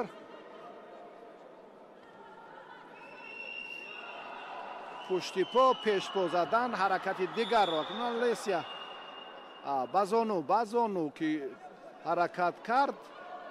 ин дар гӯшини камарбандӣ ба ин амал имтиёз дода намешавад.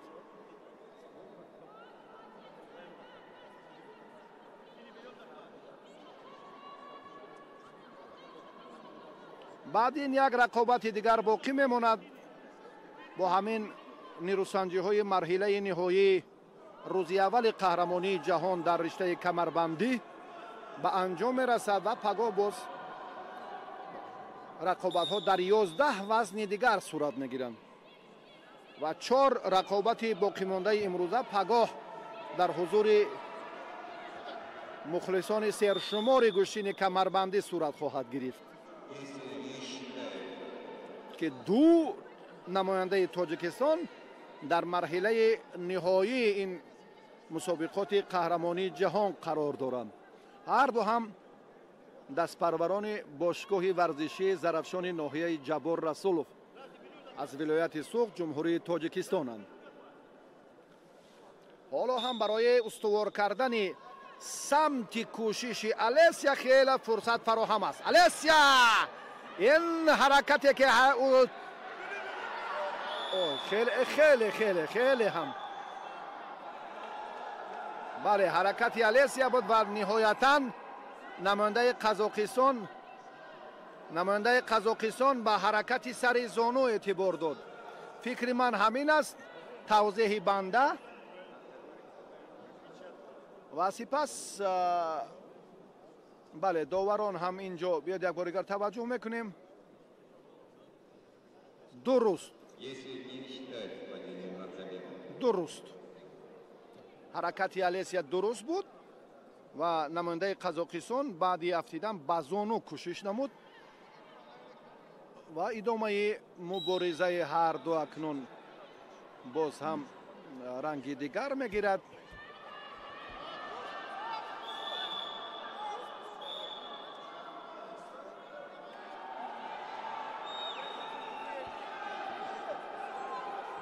Алесия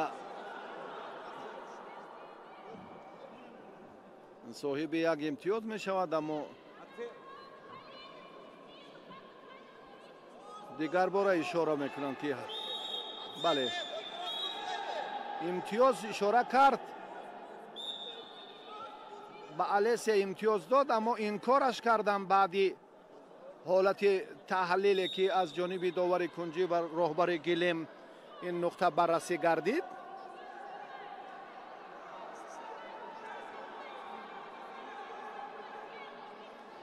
Алесия ба хато гиро дод ба зону.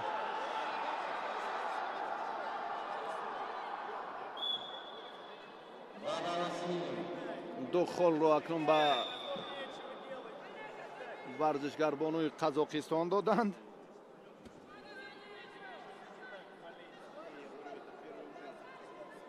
Улдана ба пеш меравад. 1-4. Алесия Семёнова.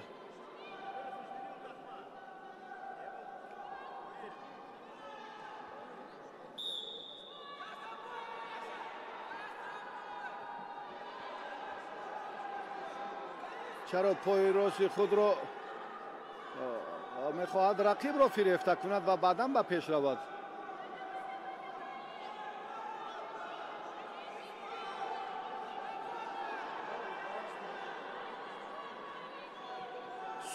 сутун дастро сутун гузошт, монеа эҷоб кард. бале танбеҳ Алесияро танбеҳ додан. ой боз ду холи дигарро ҳам Алесия аз даст дод.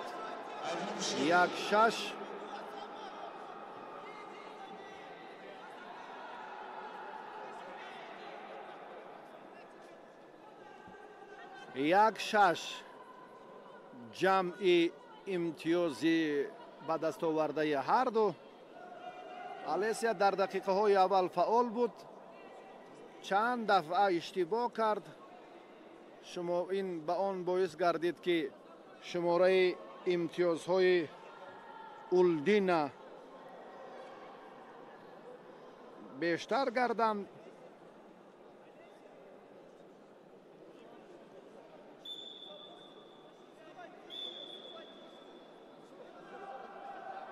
Танзарикова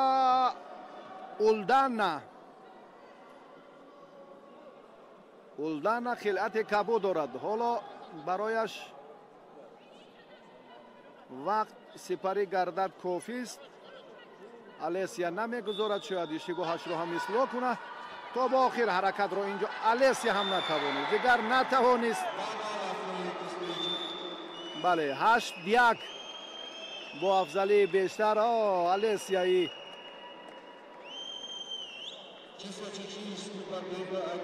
хеле бечораҳол. агар ҷонона Назарова дар ин марҳила қарор медошт, ман яқин медонистам ки дар муқобили намояндаи Қазоқистон ҳам бо ҳамон тарзу услубҳои хоси гӯштини миллӣ соҳиби унвони қаҳрамонӣ мешуд. чӣ бояд кард? ин шараф ба варзишгарбонуи Қазоқистон насиб гардид.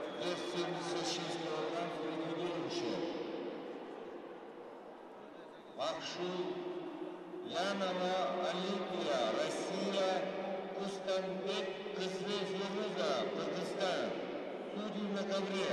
Руководитель ковра, Хатбаев Нурлан, Казахстан. Абдуллаев Гульмирот, Узбекистан.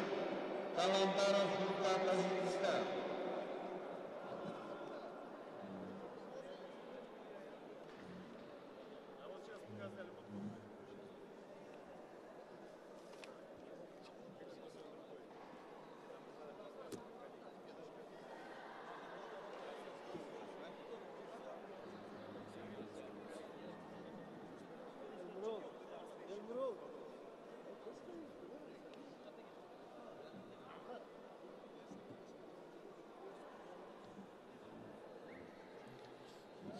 آخرین رقابت، آخرین مبارزه مرحله نهایی برای به دست آوردن عنوان قهرمانی در چمپیونات جهان گشتن کمربندی که در شهر خوجند تاجیکستان جریان دارد. آخرین لحظه های تاریخی بانوان در وطن محبوب ما در روز اول سبقت‌های انفرادی این مسابقات با شکوه و اینجا اکنون نمایندگان دو کشور ازبکستان و مغولستان به میدان می آیند و در صورت مجلس نفران دیگرند، اما در اصل نماینده فدراسیون روسیه و قرقیزستان اینجا باید نفر سیوم، جفت سیومی بانوان رقابت هایشان رو اینجا هم شروع کردند.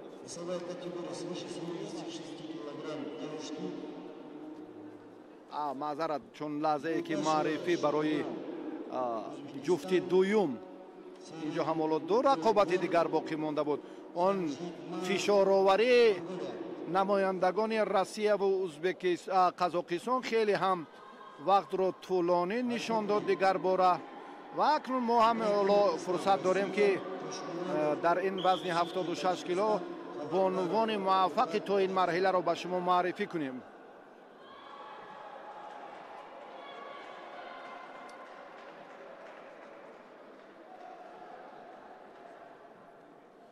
مخیانова المپیا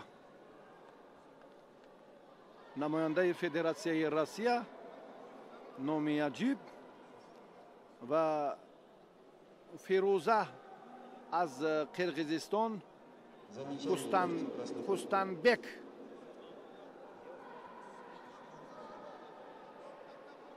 کوستانبکیزی فیروزه ورزشگر بانوی قرقیزستان با خلعت کبود است. بعد این یک دوره دیگر باقی ماند. ما اندکی توجه را به آن روانه کردیم که الیسیا چگونه هنرنمایی کرد و فشار در مقابل این چهره هنگام رقابت نیمه نهایی جانانه نظر و چگونه بود. و اکنون بیا توجه میکنیم که در مبارزه برای عنوان قهرمانی این دو تن جوانه که در میدانند چی کار را سامان داده میتوانند. چمپیونات جهان میان جوانان یادآور میشویم که صورت گرفته ایستاده است در گشتن کمربندی. 11 وزن ورزشگران در 11 وزن امروز 8 وزن میان پسران و 5 وزن دیگر 3 وزن دیگر میان بانوان صورت گرفت. پگاه همین 11 وزن دیگر در نمود کمربندی بندی کلاسیکی نیروسنجی ها صورت میگیرند. آنجا حلوک درونه و بیرونه و پیش پا و بسیار هم پهلوهای دیگر از نظر دورند، چون که طلبات نوع کلاسیکی همین است. امروز طرز آزادتر است، امکان پذیر، باز هم لحظه های پیروزی و مظفریت بیشتر و زیادتر هم. دو امتیاز نماینده روسیه خیلی هم خوب به دست آمد. بیاید یک بار دیگر بسیار ورزشگران به سر می افتند، یعنی که در این لحظه ها آسیب گرفتنشان از استثنا دور نیست و دختران اندکی در صورت افزایی سستر حرکت دارند. یک جهت بهبودی کار همین است که آسیبشان چندان جدی نیستند. اما در رقابتی که ما در وزن تا 62 کیلو دیدیم، رسلان نوریدینو بسیار هم خوف و خطر زیاد رو به میان آورد در مقابل پهلوان ترکمنستانی.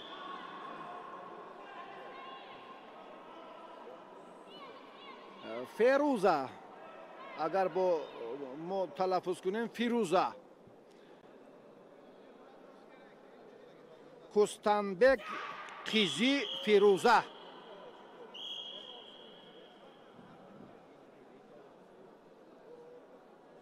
фирӯза як имтиёз дорад.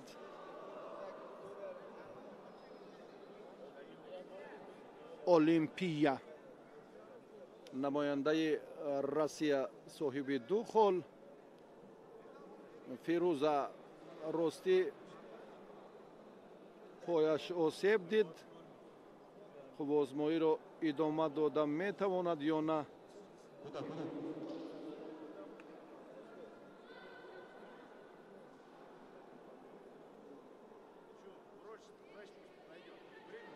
олимпия ду даврро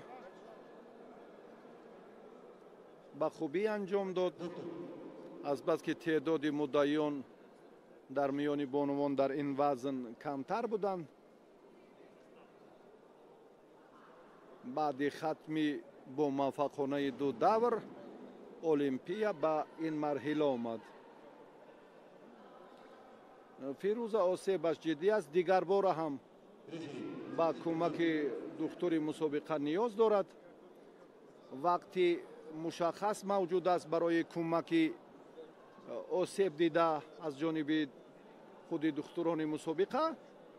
дар ҳамон вақти муайян шуда агар барқарор нашавад ва муборизаро идома додан натавонад, он гаҳ метавонанд ки бале тақдири сабқатро худи духтурон ҳам бо тавсияашон ҳаллу фазл созанд. ҳоло ягон хулосаи амиқ нест. фирӯза бармегардад ба майдони нерӯсанҷӣ.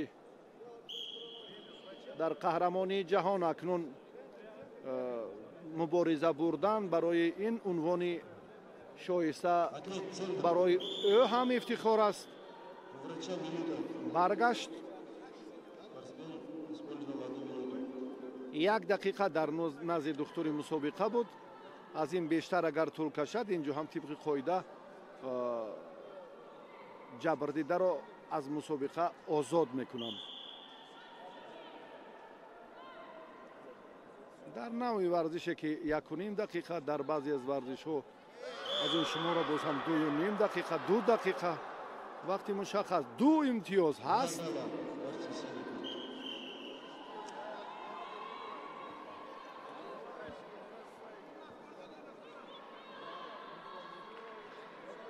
бале 2/3 акнун осеб дида ҷуръат кард. 2 холро ба даст овард. олимпия намояндаи Россия чӣ корро акнун анҷом дода метавонад? ҳоло муқовимат мекунад, роҳи дарёфти фурсати қулайро ҷустуҷӯ карда истодааст.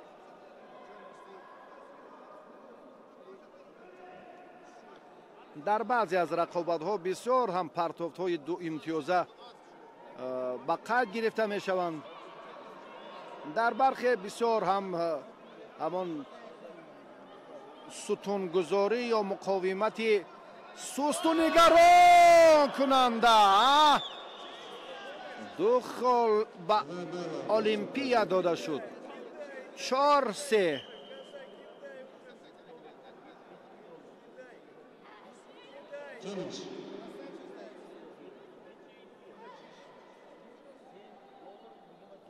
на аввалан эътироз баён кард ва баъдан аз ақидааш баргашт. бигзор гӯштин гирад. олимпия бо ҳамроҳии фирӯза, варзишгари қирғизистон, хилъати кабуд дорад.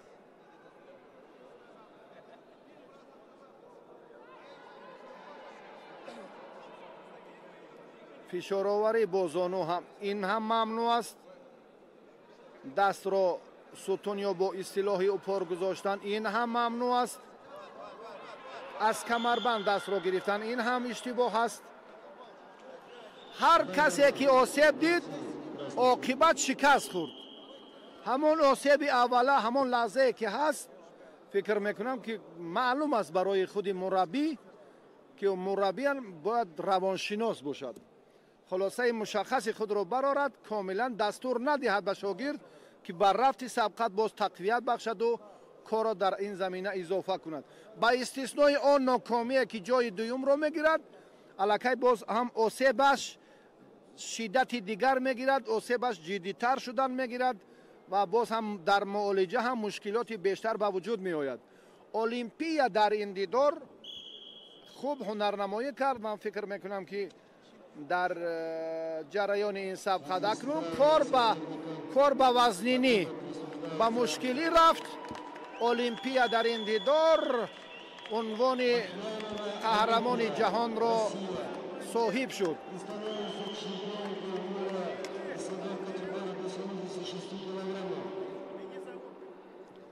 дар вазни 76 кило бисёр эҳтироми хоса. Офарин.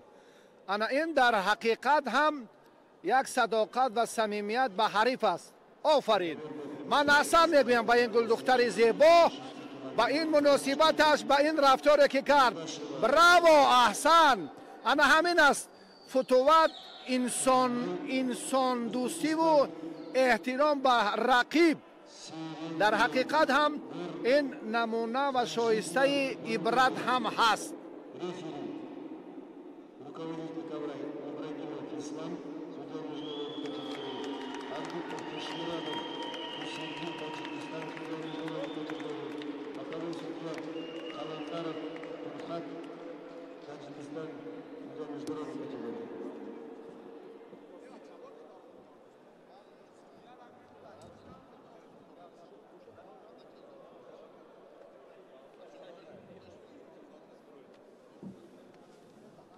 Саша, дайте. Сергей.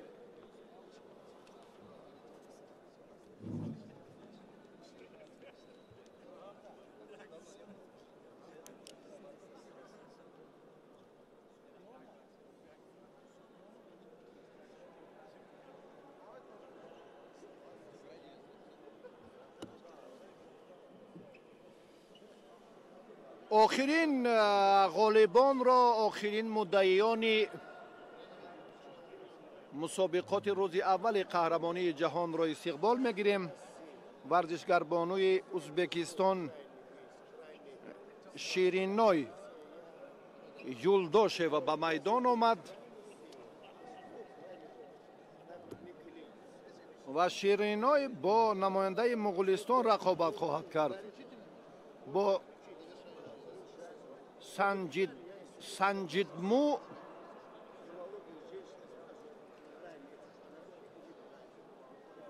Серендолгор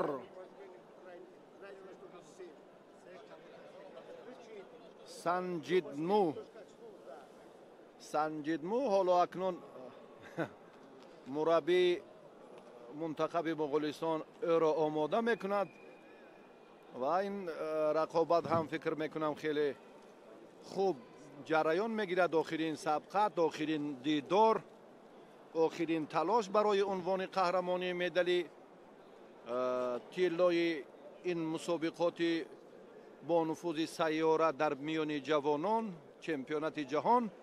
ёдовар мешавем ки дар шаҳри Хуҷанд ҷараён дорад. камарбанд тибқи қоида ҳамаам дуруст аст. аз он нишонаҳо ва лаҳазоте ки мо қаблан ҳам тавзеҳаш додем.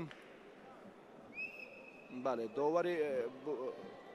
роҳбари гилем ҳам сония санҷ инҷо ҳам вақтро имтиёзро на базону баъди ҳаракате ки базону аст инҷо ҳам имтиёз ба инобат гирифта намешавад.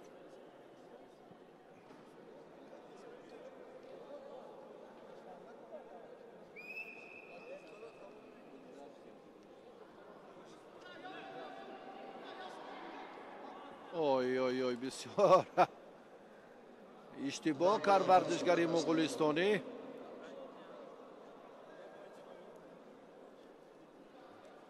ду имтиёзро аз даст дод. Шириной соҳиби ду хол шуд.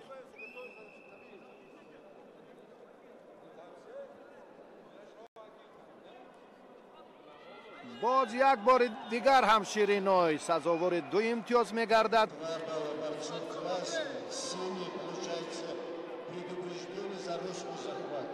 намояндаи Муғулистон огоҳӣ танбеҳ гирифт. варзишгарбонуи сурхпӯши ӯзбекистонӣ ду холи дигар ба даст овард. як партофти дигар кор анҷом меёбад. гузориши мо ҳам ба поён мерасад.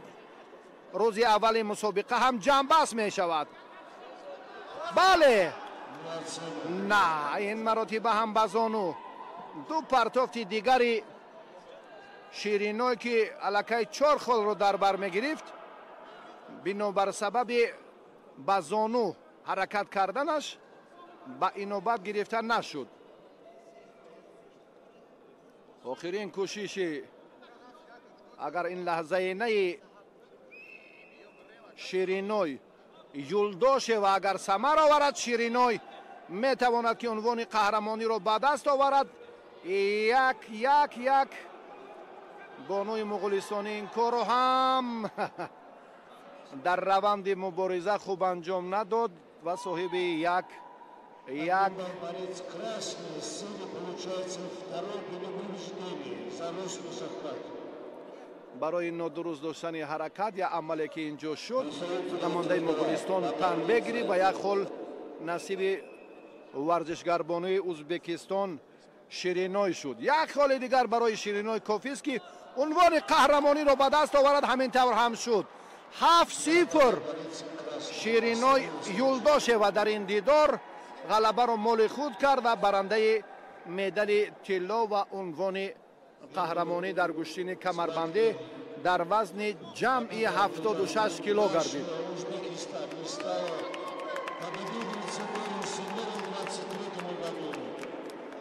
бо ҳамин гузориши мо дӯстони азиз ба анҷом мерасад аз рӯзи аввали мусобиқоти қаҳрамонии ҷаҳон аз гӯштини камарбандӣ. мо навъи тарзи озодро шарҳу тавзеҳ додем. соатҳои тӯлонӣ дар назди экранҳои телевизиони худ ин лаҳзаҳои ҳассосу ҷолибро ҳам тамошо кардем.